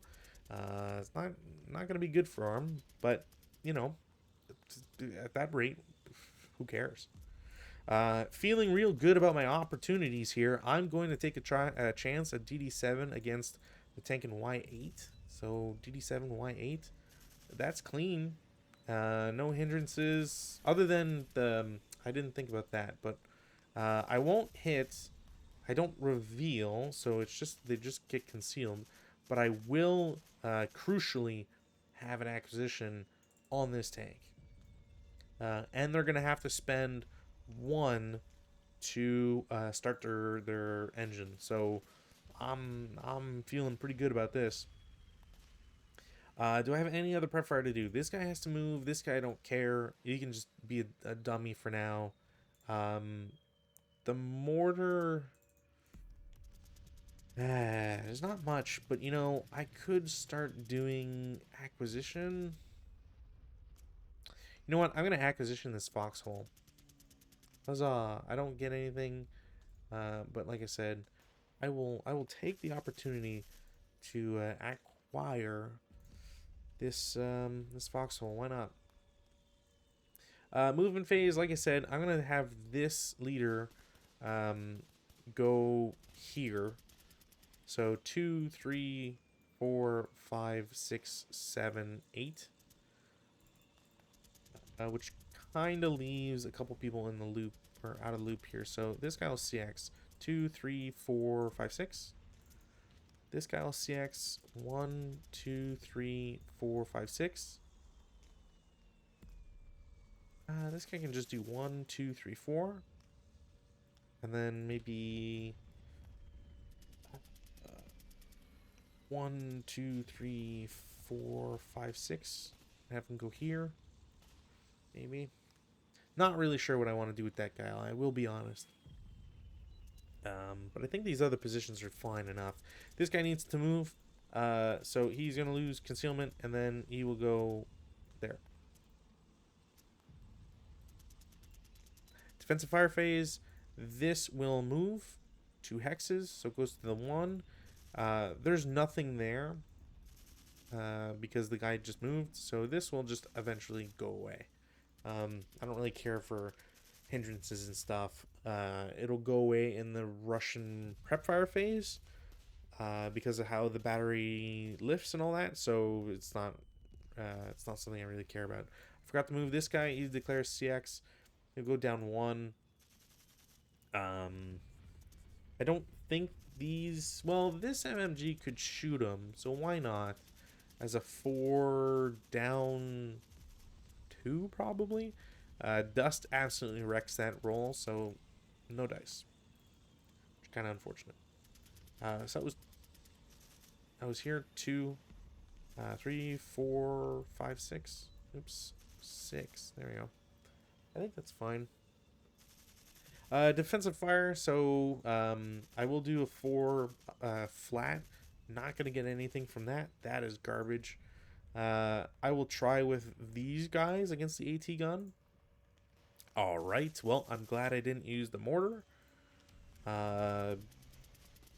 This mortar will shoot at the AT gun. Nope. This is like an invincible AT gun. This crew is gonna have to get the hell out of Dodge. That I know for sure. I do have rate, so never mind. Jeez, that gets flipped. Yeah, this mortar is gonna keep shooting because I don't know if those guys are real or not. No rate, and I'd rather just shoot to prove that they are real or not. The -2 makes this a hit, but there's +2 on the shot because of it being foxhole. I won't get anything out of it. I do have rate, so I will take a second shot. I will get a hit, but no rate and no effect. So that's done. This guy doesn't really have anything to shoot at. I will take a giant fire group of all possible units against this guy. So I'm not sure if he sees him actually. So I'm just going to go with the Berserk guy. So this is 8, 12, and then 14. So 14 up 1, I believe. It's a 10 on 14. Might be a pin test check. It is a pin test check. And they're pinned, which doesn't mean anything. Now I'm just like super worried. So these tanks are going to have to move, but I might as well...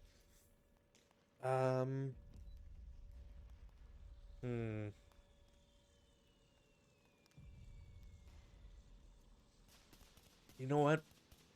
I think I'm allowed to attempt motion because of how this guy moved.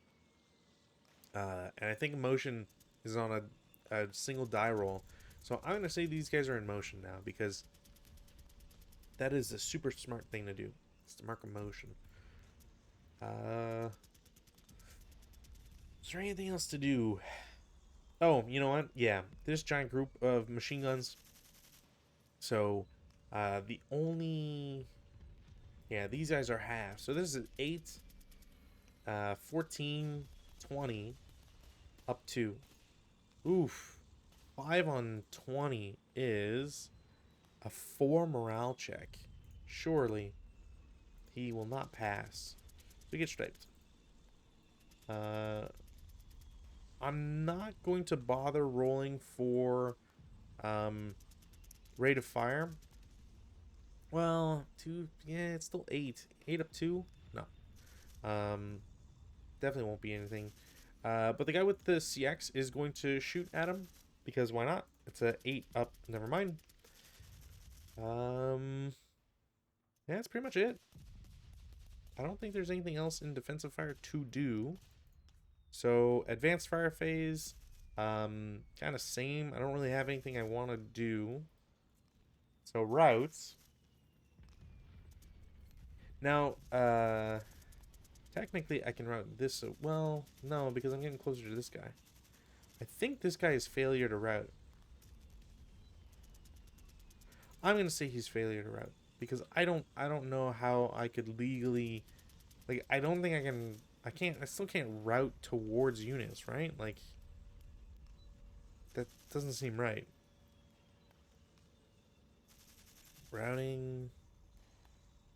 Yeah, does this mean, does this rule mean a broken unit can route towards a known enemy unit if it is over 6 hexes away? The answer is no. So, you still can't route towards an enemy unit, but you're only really forced to do so to be routing, period, if they're within 6 hexes. Which I guess is to limit stuff like AT gun, anti-tank rifle, mortars and stuff from doing much. But yeah, basically means I'm pretty sure that guy would be dead no matter what. This guy is going to low crawl once up 1 again. That's pretty much it. Take off moves. Advanced phase. I mean, all these tanks are dead, so screw it. Like, abandon the gun, go for CC. That'll kill this, so I don't really care about that anymore. This guy can advance into brush. This guy just stay where he is.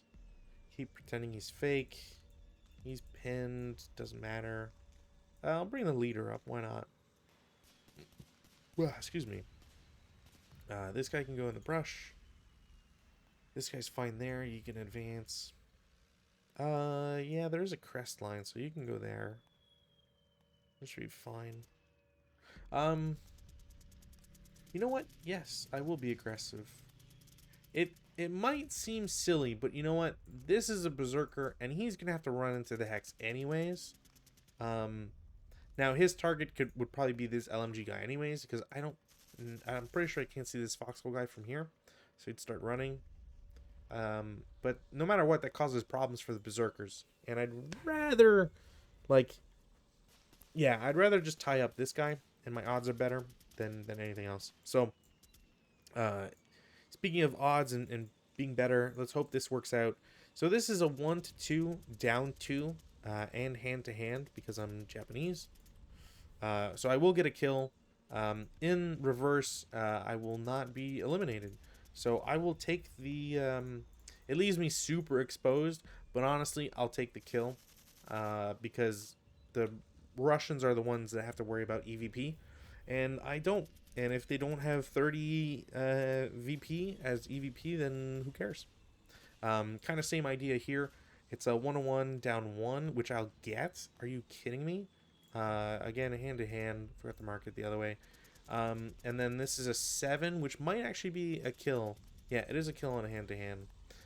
Which is unfortunate because it can't casualty reduce any further. But, again, any kills I'm getting are, in my mind, kind of worth it.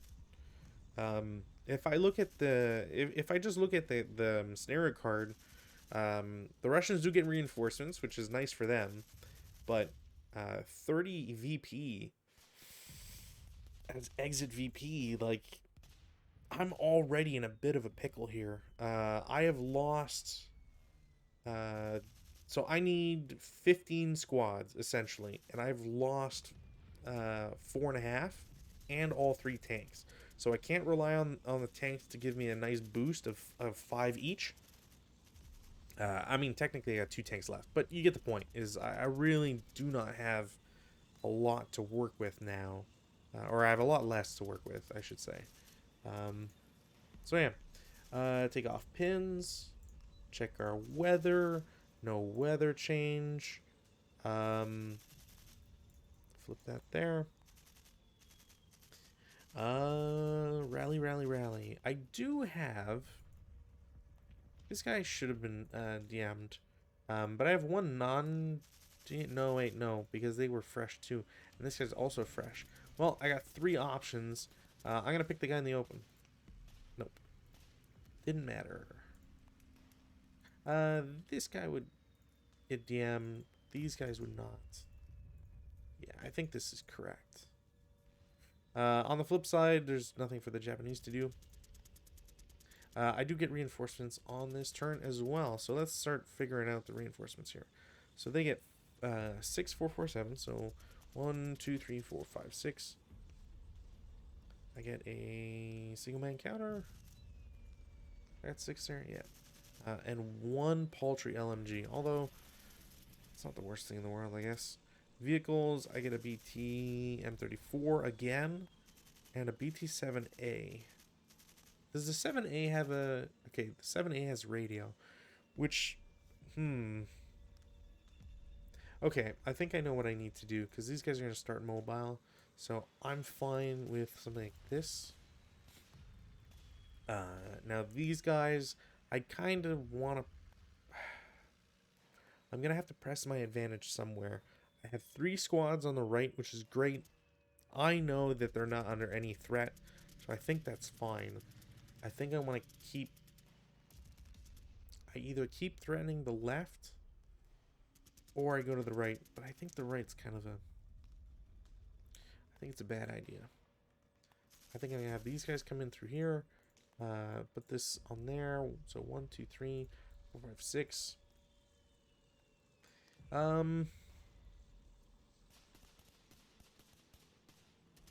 You know what? I'm gonna do this. It's just West Hex. Yeah, I don't have to go anywhere specific. Okay, I think that's the play. So I did rally phase, prep fire. Now prep fire, I've got a couple options here. I don't think these guys can see each other, so I think there's some value in having all these guys blow him to Kingdom Come. So they're all at full power now. So this is 24 flat. You've got to be kidding me. All right, random selection on which of the LMGs break. So I'll go clockwise, I guess. So top 1, 2, 3, 4. So 1, 2, 3, 4. Okay, so you break. And none of these guys are successful, which is gross. I'm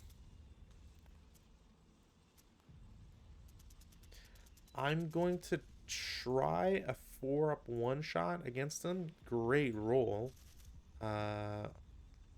Pin test check thanks to Dust. He is pinned. So that is a definite plus. Mortar doesn't matter anymore. I will get smoke now. That sucks. You know, I'm gonna try with that more. Never mind. I will shoot with this mortar because he doesn't have smoke. I will get a hit. I still have rate, thankfully. 6 on 3 is a pin tash check. They're fine. Second shot is a hit, no rate. Better. Oh, right. I don't remember if Dust affects it. Maybe it does. There's definitely a plus for the TEM, so that would be, the other one didn't hit because I forgot the TEM, but this one would have. It would have generated pin tash check, so I'll just use the last roll. Yeah, alright. This guy's gonna move. I think that's the only way to do it. I'm gonna chance this guy running at him because I don't know. And these guys are gonna move. I don't think I have any other prep fires that I want to do. So movement, Berserkers first. I might as well do the back one. So 1, 2, 3, 4, 5, and then 6, 7. And because I know he can't get across, I'm not gonna shoot at him. This Berserk will though. So 1, 2, 3, 4, and then 6 firepower down 2. Alright, well, I break the LMG. He's first fired. And there is a 2 residual. And then he's going to go in. It's going to cause him to shoot again. Now, without the advantage of that. It's a triple, so 12. Down to 6, down to 3, so 3 down 2. Oof. I will cower. So it's a 1. So it's a 3 on 1. 1 morale check. You know, I thought it. I jinxed it. I jinxed myself because I figured just don't roll a 10. Don't roll 10, 11, 12. Roll a 10. Alright, well, these guys are going to be marked prep, or CC.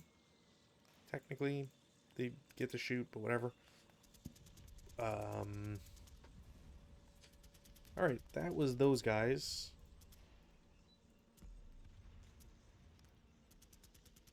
I might as well press on. So 1, 2, 3, 4. This guy can't shoot. I don't want the AT gun to shoot at them. These guys will move 1, 2, 3. Because that's all they can move. This guy, do I want to shoot here? Not really. I'd rather shoot this group, for example, with the mortar. This guy with the mortar, 1, 2, 3. Get this off here. This guy will lose CX, 1, 2, 3, 4. This guy will declare CX 1. Sand might be 2, 3. What's sand here? Sand is 1 plus cost of terrain. Damn. So yeah, 1, 2, 3, 4, 5. Same goes for here. 1, 2, 3, 4. 5, 6.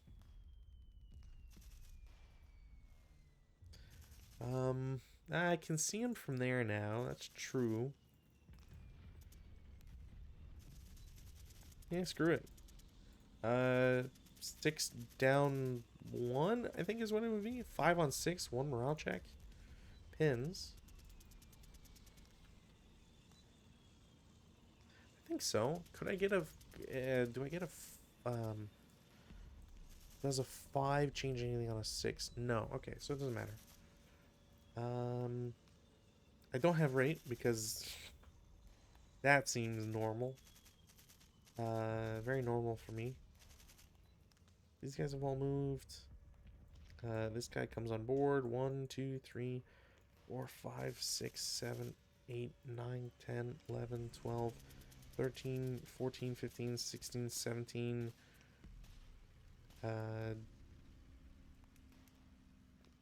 18, 19, 21 in motion.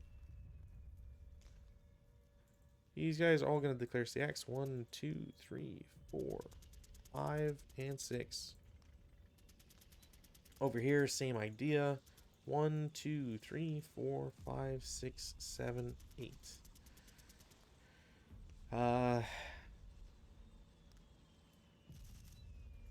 That's true. I don't need, because I'm already in motion, so I can immediately do 1 and get him out of line of sight.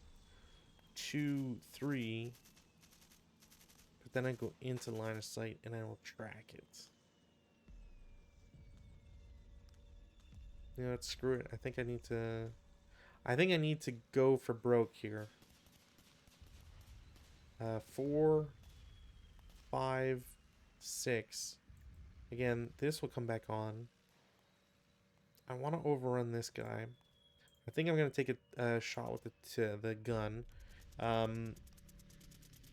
That won't hit. No rate. And I lose concealment. So this guy's that. There's 1. Oh, that would have been 2. It's true. That would have been 2. I went down first too. So it's 2, 4, 5, 6, 7, 8. 9. This guy's gonna intensive. So there's a second acquisition. So intensive increases shot by 2. I got a -2.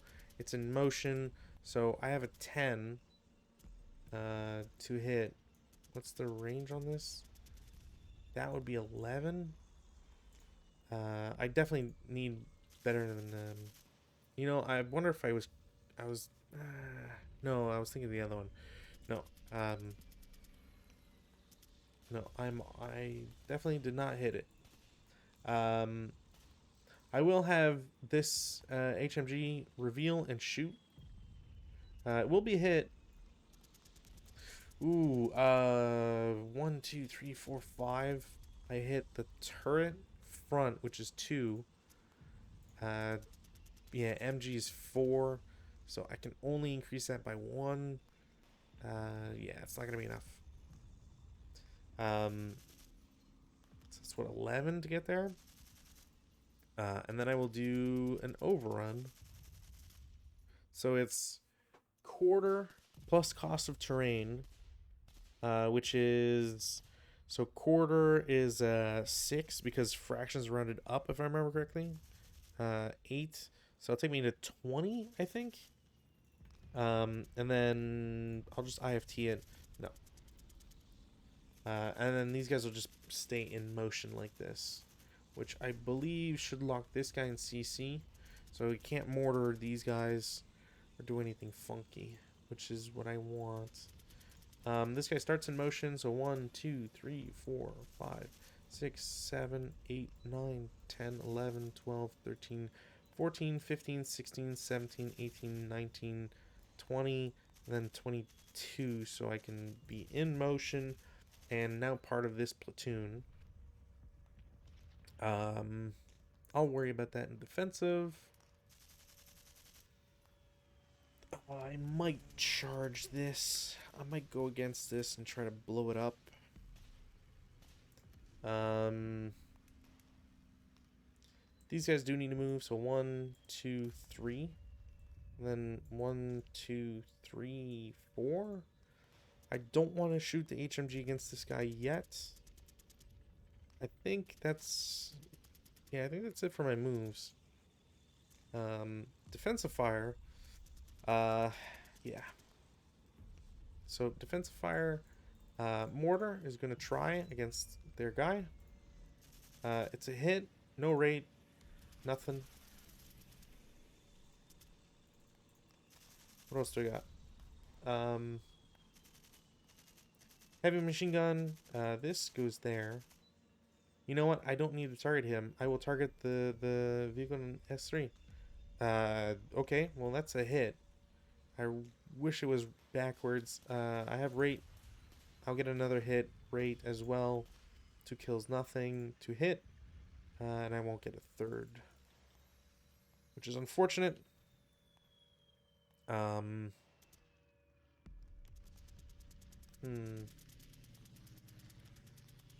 Right. 348 shoots the nearest functional guy. Nope. I was saying something else, apparently. This guy needs to run. At this point. I think I... could I have advanced him? No. No, because of the way that the... Yeah. No, I think that's it for shots I want to take. This is 16. 1, 2, 3, 4, 5, 6, 7, 8, 9, 10, 11, 12, 13, 14, 15. And I could also hit this guy. You know what? I'll shoot this guy. No. No rate. Acquisition. Which won't matter because he's going to move. But you know what? It's the principle of the thing. I should have done on this guy, to be honest. Because he's pinned, so he won't move. I think that's it for defensive. Advancing, I will do the... actually, you know what? I'm going to do the both Berserkers. Because I think I can. As a... that's going to be 4. And then this is triple. So 7 flat, I think. It's a 6 on 7. Which should be a 1 morale check. I've been very fortunate with my Japanese rolls here. So, nothing there. I'm not going to bother marking them. They can't do anything. Tanks are kind of locked. I will do a 2... Never mind. Too many of those. Rolled too many of those. Alright, that's it.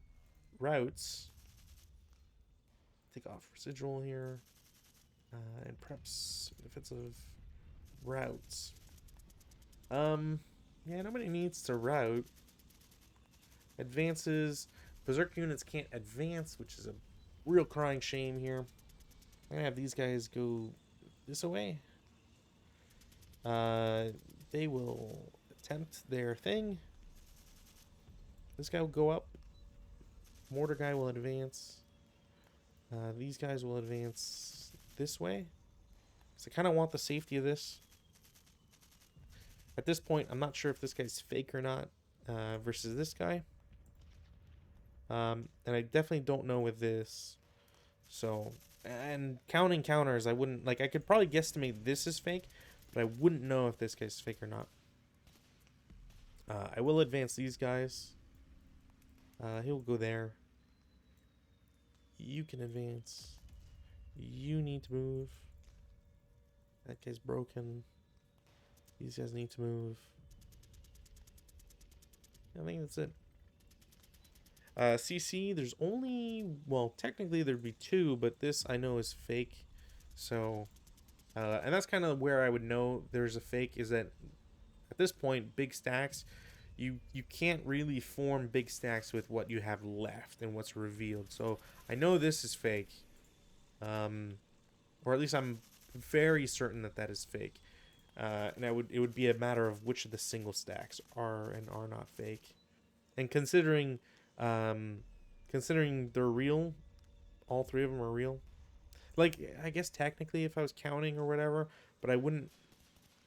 why would you ever stack 2 squads there? is kind of, you're really hoping you don't nail anything, I guess is the point. This is a 1-2. They won't get it, unfortunately. This is a 1-1 with the Japanese, so nobody will get anything. It turns into a melee, which is a real crying shame, because, man, that would have been nice to get rid of that. Over here, there's a mandatory CC, so the squad will take well, I guess technically not mandatory, but they'll take the opportunity to shoot at the tank.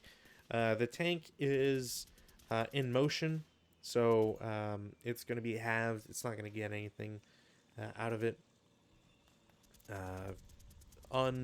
Slash fortunately, depending on how you want to look at it.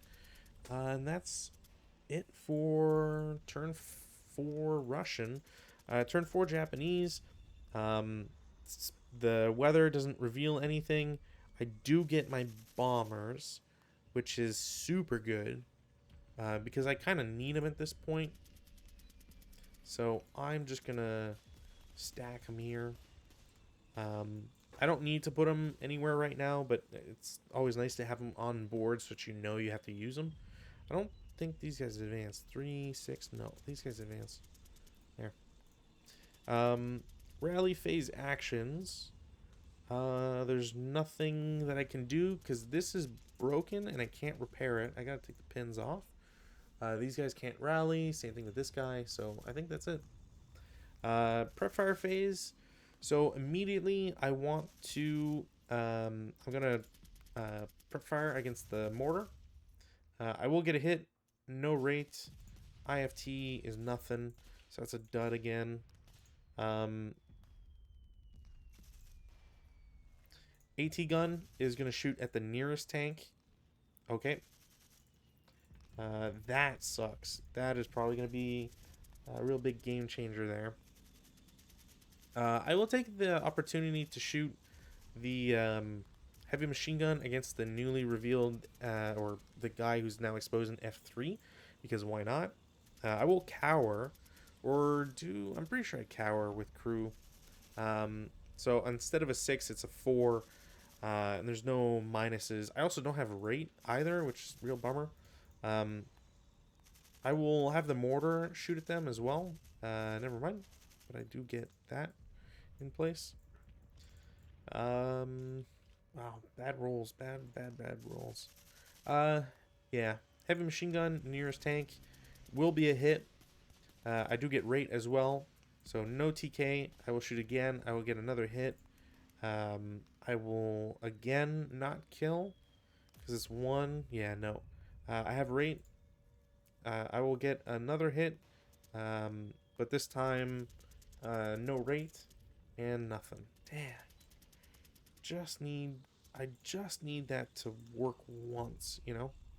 I really need to get these tanks gone, especially with this out. But I was kind of hoping I'd use my fighter bombers against big stacks like these guys, these MMGs I need to blow up, for example. But I have to target the tanks. I have to target the tanks. Nothing else I can really say. I will do a 6 flat against this guy. Nope. That's unfortunate because he's probably dead now. There's not much I can really do for him. Movement phase. Honestly, not really much. This CX can go away. I can advance that guy, so it's not really a thing I care about. This leader will move 1, 2, 3, 4, 5, 6. Well, I only needed 1 more. That's unfortunate. But that's fine. They can't threaten them. Nobody else is really close enough. I think this is just good enough. 1, 2, 3, 4, 5, 6. Yeah. This goes away. You know, I could do. He'd have to turn his turret and everything. So I'll do 1, 2. And I'm gonna try and get him. This guy's in motion, so I'm not really worried about him. 76mm short, and that was pretty dangerous no matter what. But defensive fire phase. No, the values just aren't there. I can do a 4 flat against the leader. Okay, not gonna matter. Um, you know what? Mortar is gonna shoot at the guy in the trench. Definitely a hit. Um, okay, so that's. I think. Does dust apply to a mortar shot? I bet you it's gonna say it does, because it just doesn't want you to have fun. Light dust. Light deuced.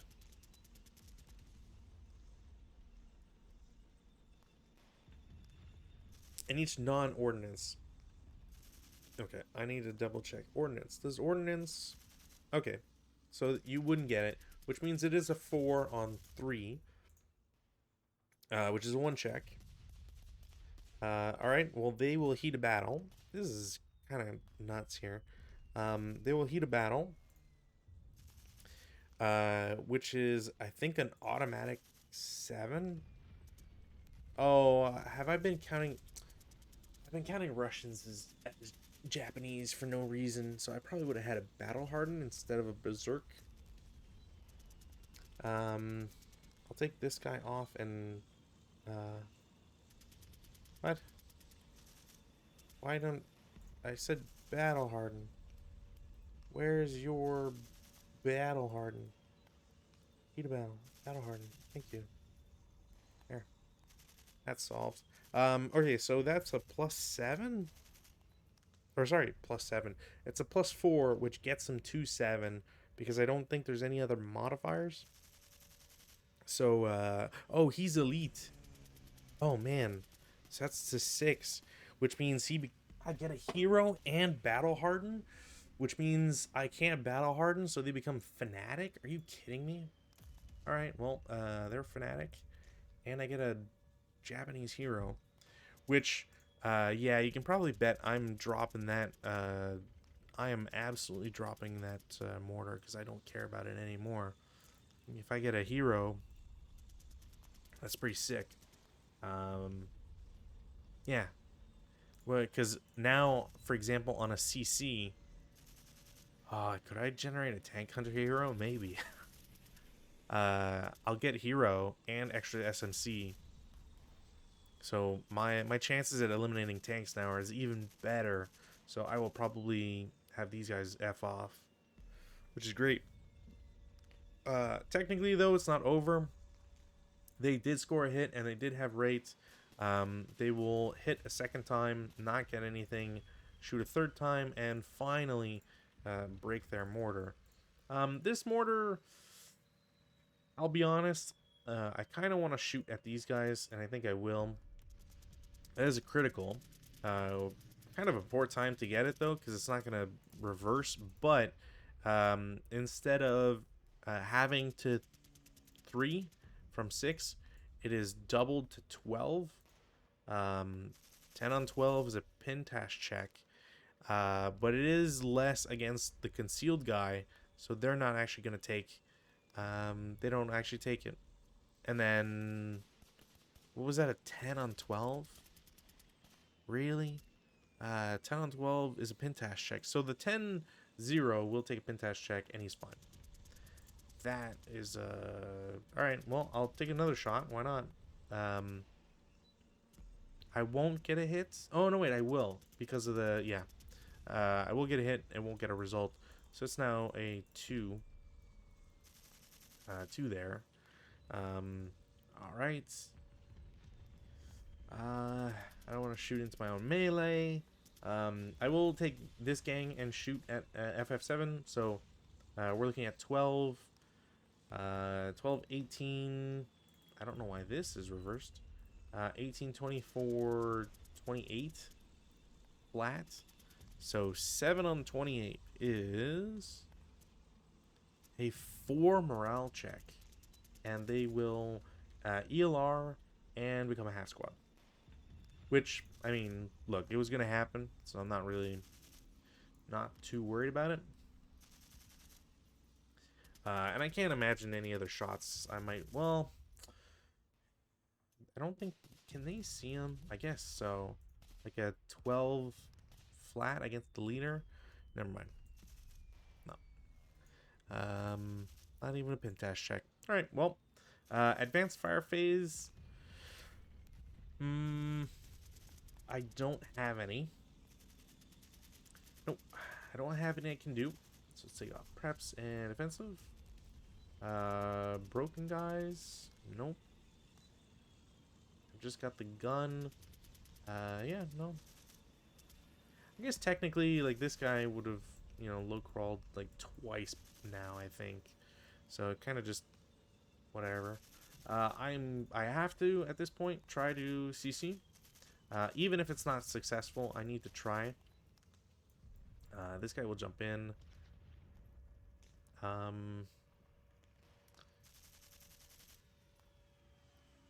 I can try, and it'll force him out, and I will get away from that, so why not? I don't have to do a task check because they're elite, I believe. Double check that one. Japanese. Patsy. I don't have to do a Patsy. They don't have anything that says they have to do a Patsy. That's kind of crazy. Yeah. So that'll be CC. This guy goes in there. Doesn't have to do a Patsy. So, huzzah.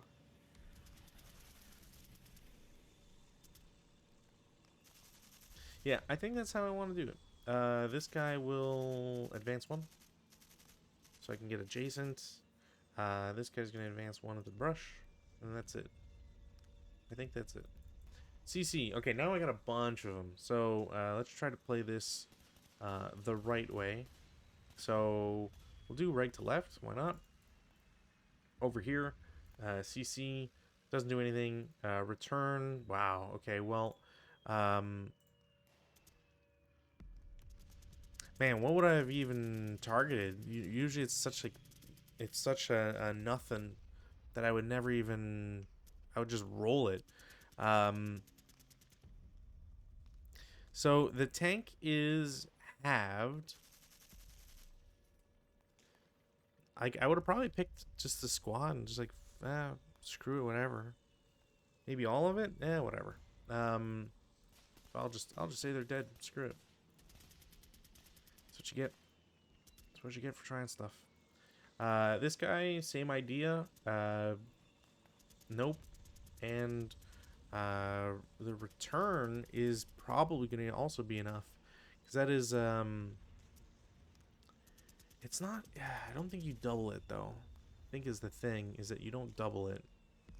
Which means it's still halved. So it's a 2 to 4, which is a 1 to 2. And then,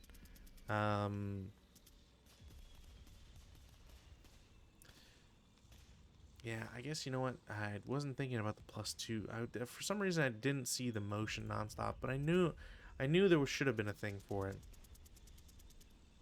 You know what? I'm just gonna say yeah. And if I have to, if it's a loss, then it's a loss for, you know, for that really. Man, real bad CCs here. So those all went poorly.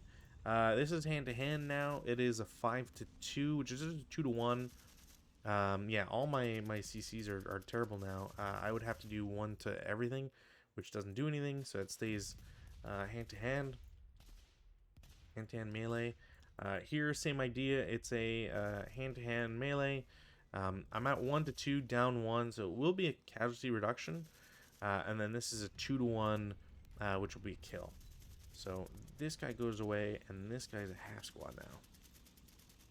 Yeah, I think if I'm gonna lose, it's because I mean, it was kind of aggressive to do that, but you know, don't really expect tanks to roll 2 and a 3 on those sorts of things. So yeah. That's it for CC, I'm pretty sure. Weather, no change. Rally phase. I will attempt to self-rally with one of these guys. Do I have a 7? Yeah. The 7 guy, he comes back. I'll try to repair the LMG. Gone. Oops, this needs to go there. Huzzah. I'll try to repair that. Also gone. Alright, cool. Feeling really good about these mortars. And thing goes away. Try to repair this gun. Okay. Sure. Um. Yep. Okay. I don't. I think something's fishy, but all right. Prep fire phase. Do I have prep fire to do? I guess this mortar. I could change this mortar's target. It will be a hit. And rate. IFT doesn't do anything to hit. Will be a hit and or is it a hit? Yeah, it's another hit. Rate nothing. Another hit. Maybe it's -2 now. Yeah. Come on. Come on. Thank you. No effect. 2 hits. Another hit. No effect. All right. Cool. I'm trying with these mortars. Holy cripe. I'm trying. Is there any other prep fire to do? Not particularly. I really need to just move and get onto board 28 is what I need to do. Probably send this guy to rally. These guys all go down. Yeah. Movement phase.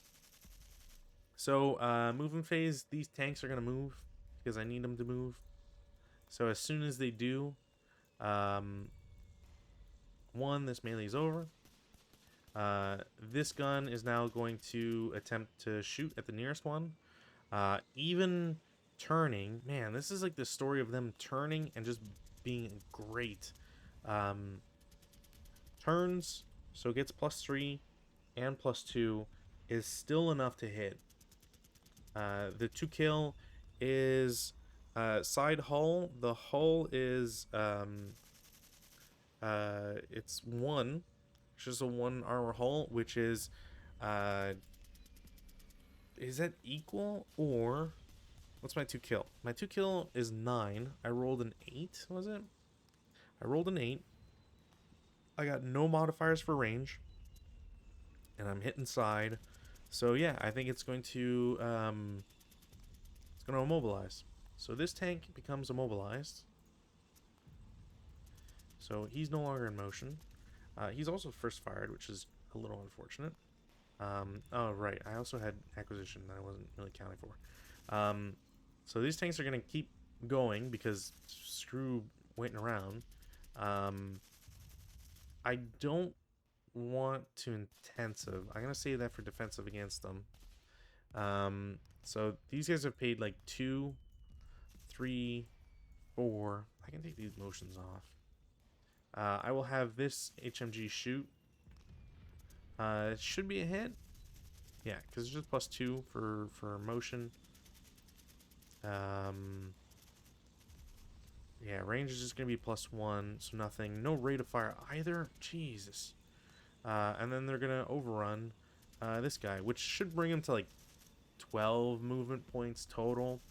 IFT is nothing, which is fine. 13, and then they're going to overrun another time and also get nothing. And then they'll just be in motion.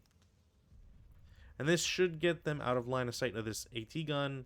The HMG can fire at them, but it's going to split between the two, which is nice. So I don't think there's much to really worry about there. Oh, that's true.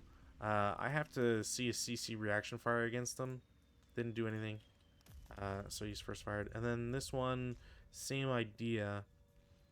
Because I will CC reaction fire against them, and that will be that will equal, which means he's immobilized. That's unfortunate. Although it's not the end of the world. It will be a CC, which that sucks. But the good thing about it is that he's immobilized on a board he needs to be on. So as long as he's got functioning MA, that's gonna matter.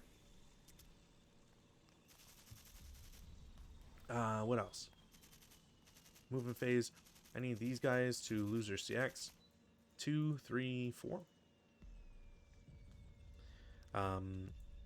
1, 2, 3. This guy doesn't have a mortar anymore, so CX 1, 2, 3, Or sorry, 1, 2, 3, 4, 5, 6. Yeah, these guys are gonna go 1, 2, 3. I think that's the play. And then, yeah, this guy's gonna reveal for 4 down 2. Oof. 2 on 4 is a K2. Random selection. Both of them are casualty reduced. This guy takes a wound check, so he's wounded. Right, casualty reduced, should just be wounded. Yep. So he's wounded, the half squad is dead. And then they don't take anything. Sniper finally activates, although as a 4-1, he'll go here and then pin this guy. Okay, well, you know what? That's not that bad. Could have targeted these guys, so, you know, it's a good thing it didn't target fodder, really. So that guy's shot. Brutal. I didn't, like, yeah. Not knowing which one was fake, blah, blah, blah. I guess technically at this point I should have known because of this, but whatever. I think it's better playing with, you know, incomplete knowledge. Take gameplay. This guy's going to CX. So this is 2, 4, 6. I need to try and threaten this. So 1, 2, 3, 4, 5, 6. These guys are probably going to... Actually, you know what? No. 1, 2, 3. This guy can CX. 1, 2, 3, 4, 5, 6. I don't have any... Yeah, I need to get these guys all going. So, CX, 1, 2, 3, 4, 5, 6.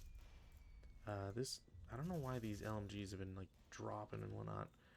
1, 2, 3, 4, 5, 6.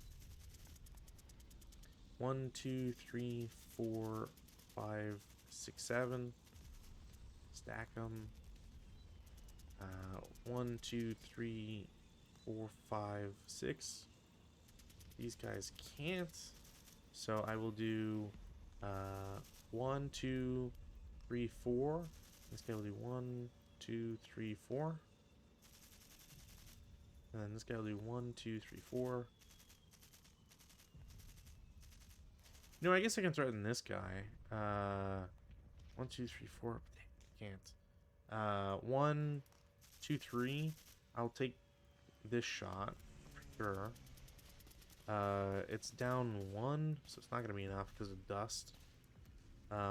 This will go away. I might even consider dropping it, to be honest. And then he's just, yeah, he's kind of just stuck there. I don't want to move him closer because I can't advance, so it doesn't matter.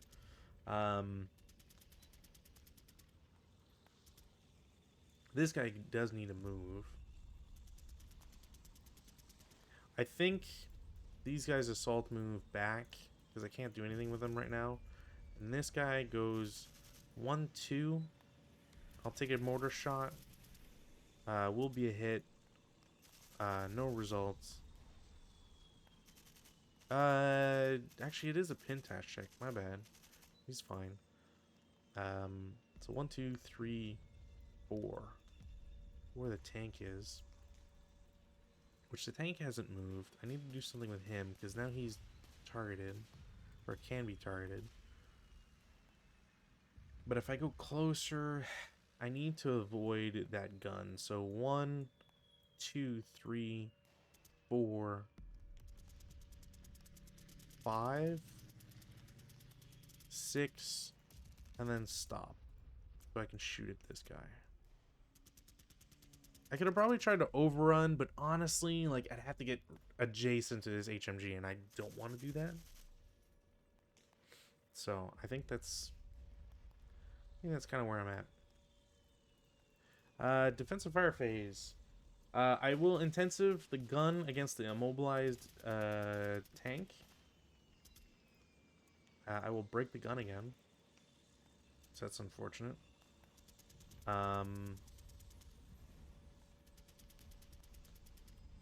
Yeah, this is sinks. So HMG against the BT7. Um,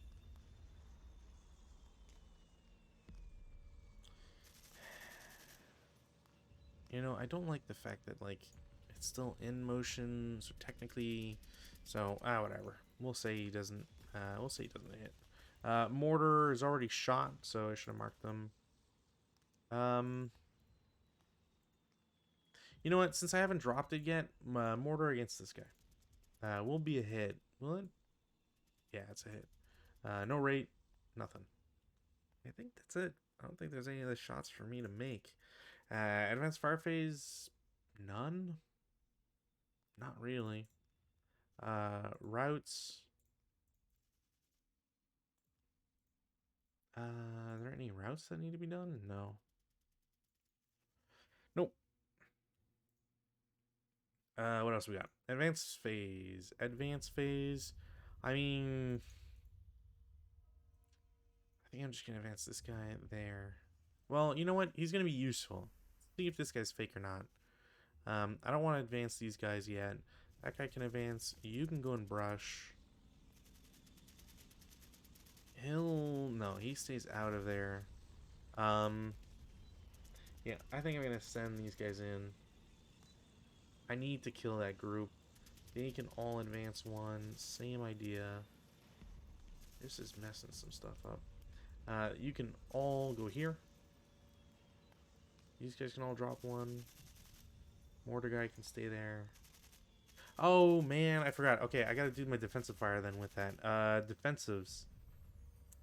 I did, like a complete doofus, leave these guys in a stack. That's on me. I will bomb them. I need to check my air support stuff. Air support. Alright, so I gotta do a sighting task check. I know I gotta do a sighting task check. So, sighting task check is always 2 die roll. 9, not great. There's a -2 for them not being concealed. They haven't been attacked by anybody, and it's literally just some units in the open. So I will thankfully get a hit, and then as a point attack, because I don't have a I don't have MGs, so it's going to be yeah, it's just going to be, I think it's just a point attack. So a fighter bomber makes a point attack in the same manner as a strafing run with the following differences. After a fighter bomber made its initial attack from 4 hexes away and has moved towards that target to the next hex along its pre-designated hex grain. So 4 hexes. It may attack the same hex again. Moreover, because it's now attacking from only 3 hexes away, any to hit die roll is based on the 6 column to hit rather than the 7 to 12, because you're not doubling for range. After the second attack, the fighter bomber may still attempt to continue moving along until it occupies its target hex for purposes of receiving light AA, but cannot make additional attacks this player turn. So essentially, I'm starting a strafing run, but I'm not bombing on the first hex. I'm bombing on the second hex to hit. It is infantry on the 0 to 6. I don't believe that dust would dust affect. Does dust affect a bomber? Because if it does, I am going to complain to management. Light dust. That would be so unfair.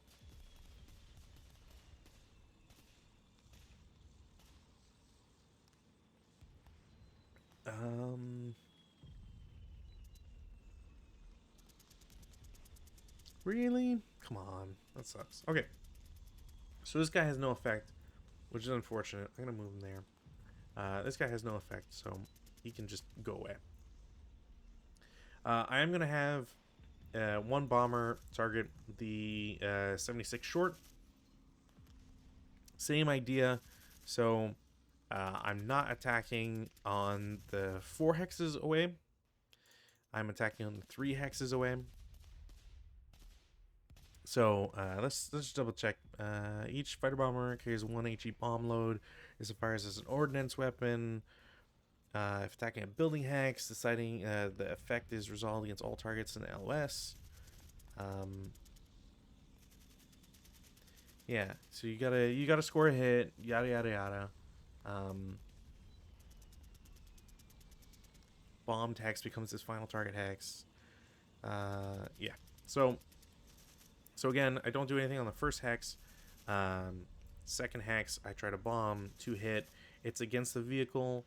It's going to be another miss because of dust specifically, which is real annoying. That I'm off by 1 twice. I mean, I had to do sighting task check, so he would have been fine. Yeah, you know what? Screw it. I'm gonna do the same thing. So sighting task check. I've already attacked him. Not hip. He's in the open. It's a vehicle. Blah, and then 2 hit. That will be a hit. Thankfully, it is a 100mm bomb. So it's a HE. I believe it's HE versus aerial target hit, right? Bomb attack can be made with or without accompanying MG, pre-designated, yada yada. Bomb attack, the aircraft is flipped to its reserve side. Flip. Can I not flip those? Oh, bomb. There we go. Not that that matters. Oh, come on, does it? I'm pretty sure it's just that. I gotta check the chart here. So, sighting task check, bombs, black to hit numbers, bombs versus AFV, modified only by the aerial armor factor of an AFV, so C7.12, sorry. There's aerial target advantage and rear facing, so I am getting rear facing. I don't know what the aerial advantage would be, 7.22. C7.22.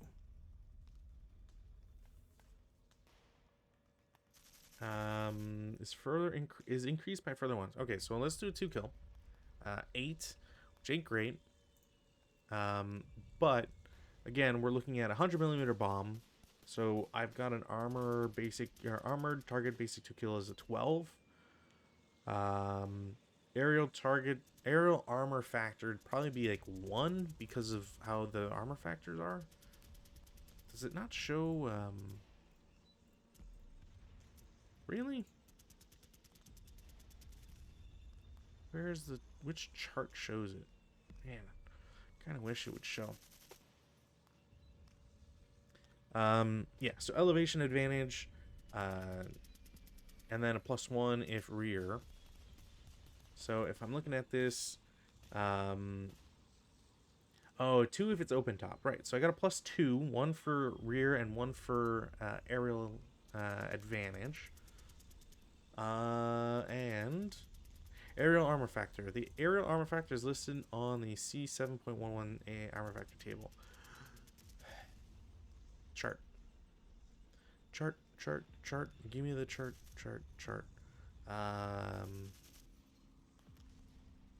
Okay, so obtaining final to kill armor factor.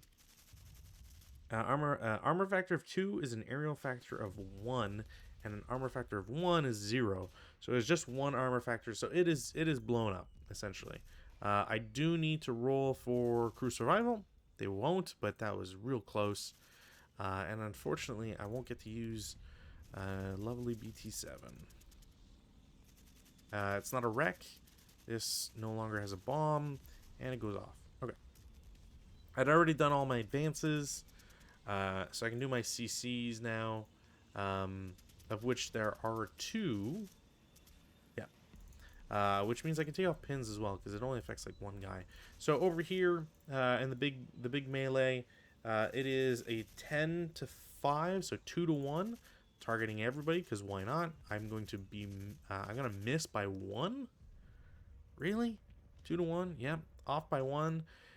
Japanese, I mean, I might as well just do 1-2 versus everybody, and I'm a down 1. I will kill everybody. Okay, well, I know that all the CCs act in everybody else's favor. uh, um, God, what's the word I'm looking for? The squad will go first. God, that was so hard to get out. So squad will go first. Normally, a CCV versus a tank is 5. It is immobile, which means I get a 1, which means I've immobilized it a second time, and I'm pretty sure that's not how that goes. I think if you get an immobilized a second time, something else happens. But, let's double check. I might actually have to play a second section of this, because I think it's going to be close, to be honest. Did I bring on the turn? Yeah, I brought on the turn 4 reinforcements. What am I talking about? They're these guys. That is not what I'm looking for. CC. Give me CC against vehicles. Close combat. Versus a vehicle.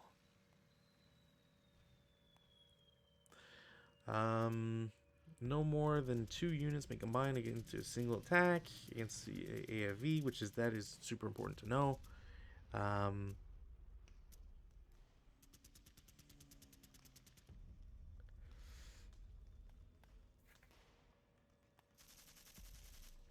Unlikely kill is not what I'm talking about. Come on, immobile.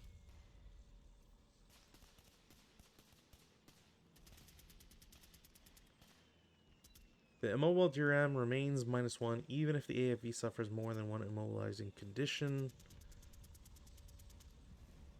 Oh, so you can't...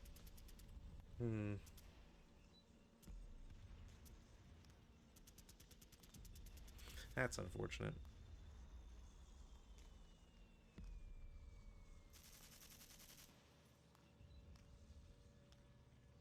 That's super unfortunate. Oh, can you... I gotta see. Capture attempt. What would be a capture attempt versus a vehicle? What would I need? Because obviously knowing the results now, but I think it'd be really funny. So infantry may not attempt to capture a manned AFV or a motion... Wait. May not attempt to capture a manned AFV or a motion non-stop vehicle, but may attempt to capture or eliminate an abandoned... Oh, boo. An unarmed, stopped, non-motion vehicle without personnel is captured instantly in any CC... Oh, okay, well. That's a shame. Yeah. So, I guess it's just immobilized twice, which nothing will happen, and then the tank won't get a result in kind.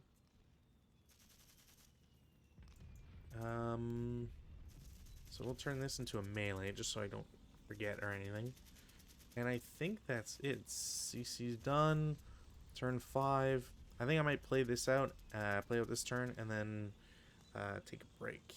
I think is the plan. Because yeah. Yep. Okay. So weather, no change. Take moves off.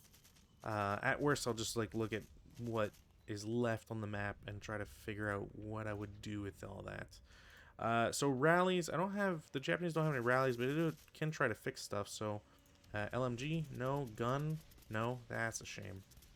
Yeah, that's a bummer. The Russians will attempt to rally the squad, won't get it. I might have to ditch them. I do still have a couple turns though, so maybe not. I also forgot to eliminate these guys because they're fake, and CC would not have happened. Alright, prep fire. Prep fire. This goes away because they're broken. I guess in a way, like, it's kind of a blessing because it frees up that unit from having to really worry about anything. But,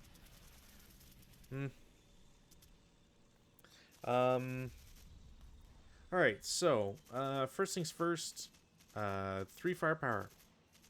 It is flat because the unit isn't in the foxhole, which is a pin task check, which means they pin. That is actually kind of perfect because then now these guys can threaten them. Not that I necessarily will, but man, can a hero designate a bonsai? Can I bonsai with a hero?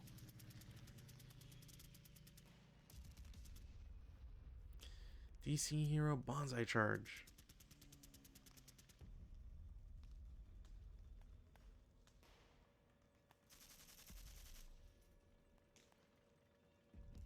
A leader must participate in each bonsai charge that includes one or more units.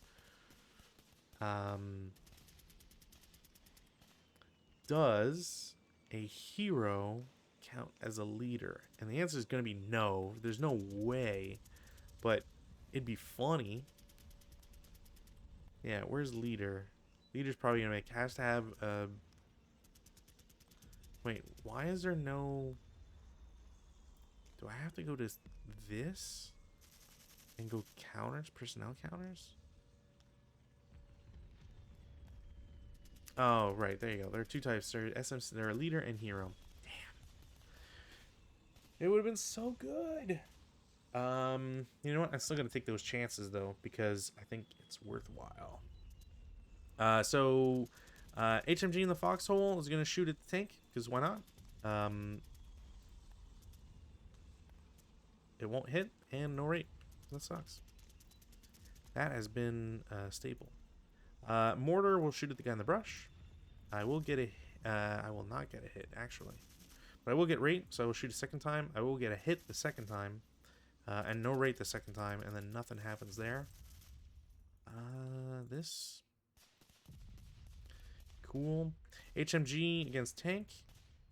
Hit, no rate, no kill. God. Oops.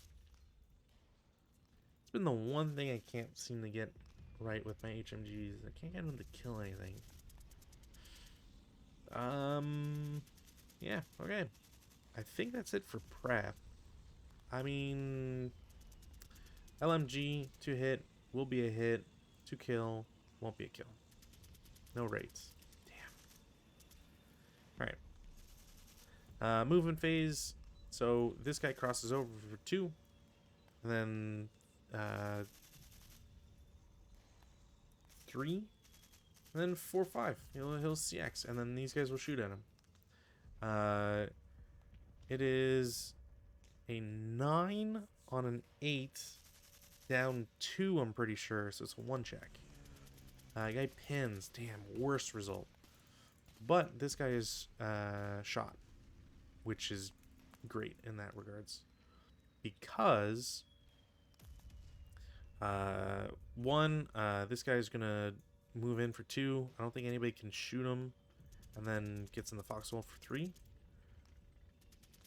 Because I now have the opportunity to move these guys, which are going to do 1, 2, 3. This guy will take a shot. You know what? I should bonsai charge, because screw it. Why wouldn't I bonsai charge? So yeah, I'm going to bonsai charge. And then I'll go 2, 3. He'll still take his shot. It's still 4 down 2. Really? 2 on 4. These are the times when this happens. Random selection. Leader takes a wound. He's fine. And then 2 morale check on this guy. He's fine. The leader can't follow because he's now at 3. So this guy has shot once. He will shoot again because I'm entering his hex. It is... Really? How do I get the same result twice on 3 dice? It's not open ground. So it is a 3 on something now. It is a 3 on 3. That is the number I was looking for. 2 morale check. He's fine. Sniper, really? What a comedy of errors this is right now. 2, 3. He will go here and strike this guy for free. That's dumb. Alright, well, this guy survived. Surprisingly. Well, I shouldn't even say surprisingly. This shouldn't have happened. that it should have been a terrible thing in the first place.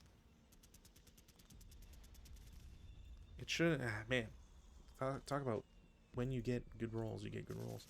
All right, these guys will get out. The mortar will take a shot. Mortar will hit. No rate. No effect. So that was 2, 3, 4. Yeah, I guess technically that's true, right? Like, I don't get infantry. Like, if I'm heroes have six movement, but not anybody else.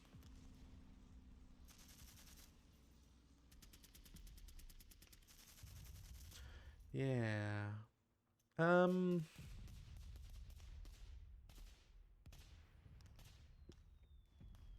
Yeah, because you have to be a leader to get the bonus, or to give the bonus. Which means the hero will go out, but the squad can't follow him. Which is fine. I'm fine with a 1-1. Even just pressuring. But, yeah, it's a shame. Alright, any other moves to make? Not really. These guys are all gonna have to stream down. This guy's fine where he is. Threaten this guy. I mean, I guess theoretically I can assault move here and threaten the tank. Or, you know what? I'm not going to do it with him. I'm going to do it with these guys that just got reduced. So 2, 3. And then he's going to advance. And I think that's it for my moves. And this guy shot. So defensive fire. I will do... What is that? A 6 up. It doesn't matter. This tank will shoot. Why not? Machine gun 4 up 2. Nope. And then, because of dust specifically, and then 2 hit. No results specifically because of the foxhole bonus. There. This guy's gonna have to stop. Actually, this... yeah, I shouldn't do it now, but this guy might have to stop because his buddy is immobilized. Yeah. It wouldn't... Technically, it wouldn't matter because I would have had to turn like 4 times to shoot this guy, and it wouldn't have been worthwhile. But I will do this so I can target this foxhole. I don't think there's anything else for me to do. Advanced fire phase. I mean, I will do a 1... it's a 1 down 1, I think. Alright, never mind. These such easy questions to do. That can go away because this is auto CC.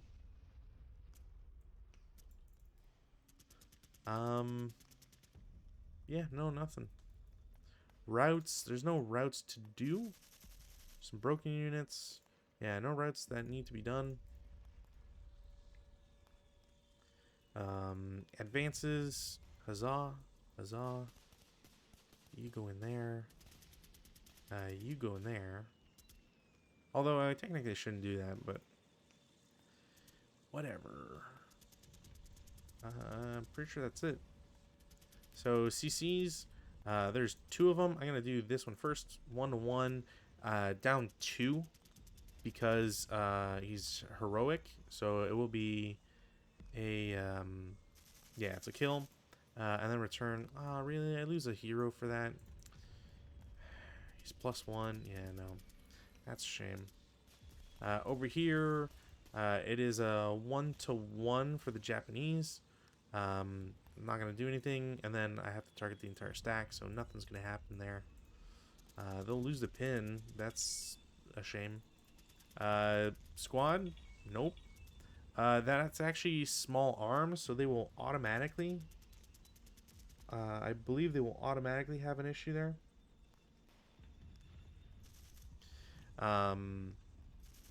So they will become a half squad. honestly, I might be able to call it. This CC, no. Actually, these guys also have to return fire, I believe. Uh, no. No, they don't get anything. Does this tank get anything? Yep, they will also half squat them. I think this might be honestly the end. Uh, hmm. Only because I've been really having a hard time with vehicles. They've gotten so many good CC rolls because, and the rationale here is so I need 30 VP of exit VP on board 28. Presumably these two tanks will live. I don't think I can have this gun shoot at them. Maybe this rear one. Honestly, that's if it survives. But there is, there's a lot of guys coming down this edge, and I can probably go after them, but yeah, it's really gonna come down to it would come down a lot to how this HMG performs against these guys. It's not impossible that you would be able to take out everybody, really, especially since it's 14. It's 14 range. I got a -1 leader, which is great. Same thing on this side. These guys have to come down, and that's going to be a huge problem for them. These guys will be able to make it right at the end. Maybe a turn, like that's 2 turns. So turn 8, they'll be able to get onto this board, and then these guys can all get here. But it's really going to come down to the HMGs. Can this tank eliminate the MG? Can the AT gun repair itself, survive long enough to blow this up? Can this squad get out of their foxhole and do something? Like the only thing that's giving me pause is the fact that these tanks, the tanks in melee, have rolled consistently well, which is kind of crazy. But I think instead of calling it, I'm gonna take a break. We'll call this the end of part 1. And I'll do like a little stream tomorrow or something, and just do, because I think this will just take me like an hour and a half, 2 hours at most to finish, probably an hour and a half really, to really be able to decide like what's gonna happen, because this machine gun's gonna have something to say against this squad. It might not kill them, like it's only 8 firepower, which isn't that, like, it's good, it's not great. Having 2 squads against them is a problem. Again, mortar is going to can still cause issues. It's half squads that are stuck, but when you're stuck immobilized, it doesn't help. If this tank can die, then I don't give these tanks a good chance at survival. These guys have to move down so that this HMG doesn't focus on the tanks, that sort of stuff. So anyways, we'll figure it out. And by we, I mean I. And like I said, I'll probably just do a little bonus small stream just to top this one up. And then we'll essentially open the door for more scenarios. So far, there is, what am I looking at here? Probably like 4 more scenarios before we get to Germany. So because this one is 2 scenarios. There's a DYO that I'm not going to touch for the moment because DYOs always take a while. And I think this one's actually pretty big, so I'm not going to worry about it. I'm also a little, it's weird. I'm more burnt out about desert maps, and specifically Namanhan, than I am about anything else. If only because I think I have played myself a lot on desert boards, and they're just not as interesting. But anyways, that's something that I can think about further. So there's about 4 other scenarios. I might do ASL Journal 13 for next Tuesday. ASL scenario, Such Faith. It looks to be a small one. Apparently is it's an Italian versus Albanian one. Yeah, that's gonna be fun. So I think that's what I will do for next week. So look forward um, to Saturday. Should have a stream then, and then, like I said, bonus stream in between now and then another solo night on next Tuesday. So until then, thank you for watching, and I will see you later. It's HDQ, so spend some time watching games spedrun, and if you can, give them some cash because it helps with cancer, the Prevent Cancer Foundation. Bye.